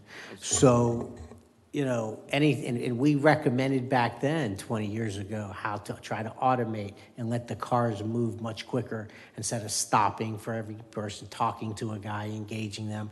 So it's coming slowly, but I look forward to it happening. And finally, the Mike Martin celebration surfing competition that Surf Safari is doing. I think that they don't know exactly how our budget works and how things go, but I did tell Kevin in the audience, I said, you need to come during our budget workshops, especially in August, September, before we're doing first and second reading, and let us know and encourage the city to put in a budget. You know, I don't think that there's any really, we're such a big surfing community, and I don't think that there's anything the city really does that invests in that heavily. And maybe, I don't know if this is, but maybe this would be the thing that the city could invest in annually, and if it's big enough and grand enough and it makes sense for the city to participate in, because it would really be a good nod to the surfing community to have the city at least participate in something annual for something that is so popular and so important to the history and culture of New Smyrna Beach. That's all I got. Really good. Thank you so much, Sir Vice Mayor Martin. Okay, the Mike Martin thing, just to follow up on that, it surprised me that Kevin was not dialed into the city staff, so I'll follow up with him. That's the essential ingredient to making that work for all their asks. A shout out to the repaving effort that David Ray manages for us, beachside. It was really, really well done and not as disruptive as you might have thought. Nearly every cross street was repaved. Just a fantastic job. We heard the expertise of our beach boss, Director Jessica Fentress, the beach renourishment effort, the coordination with the state, the millions of dollars that are pouring in, the science with which she performs her job. We've really got a gem. We're extra blessed because she happens to be a New Smyrnan and lives here and lives that beach. So shout out to the county. Mr. Cowper, what you've done with FDOT to help us with 44, not just from an appearance standpoint, but from the repaving, but also for having the gutters cleaned out on the side, the ditches, and then also this extra effort of a total new idea about how to make 44 not what it is today is really commendable. Thank you, sir, for stepping up on that.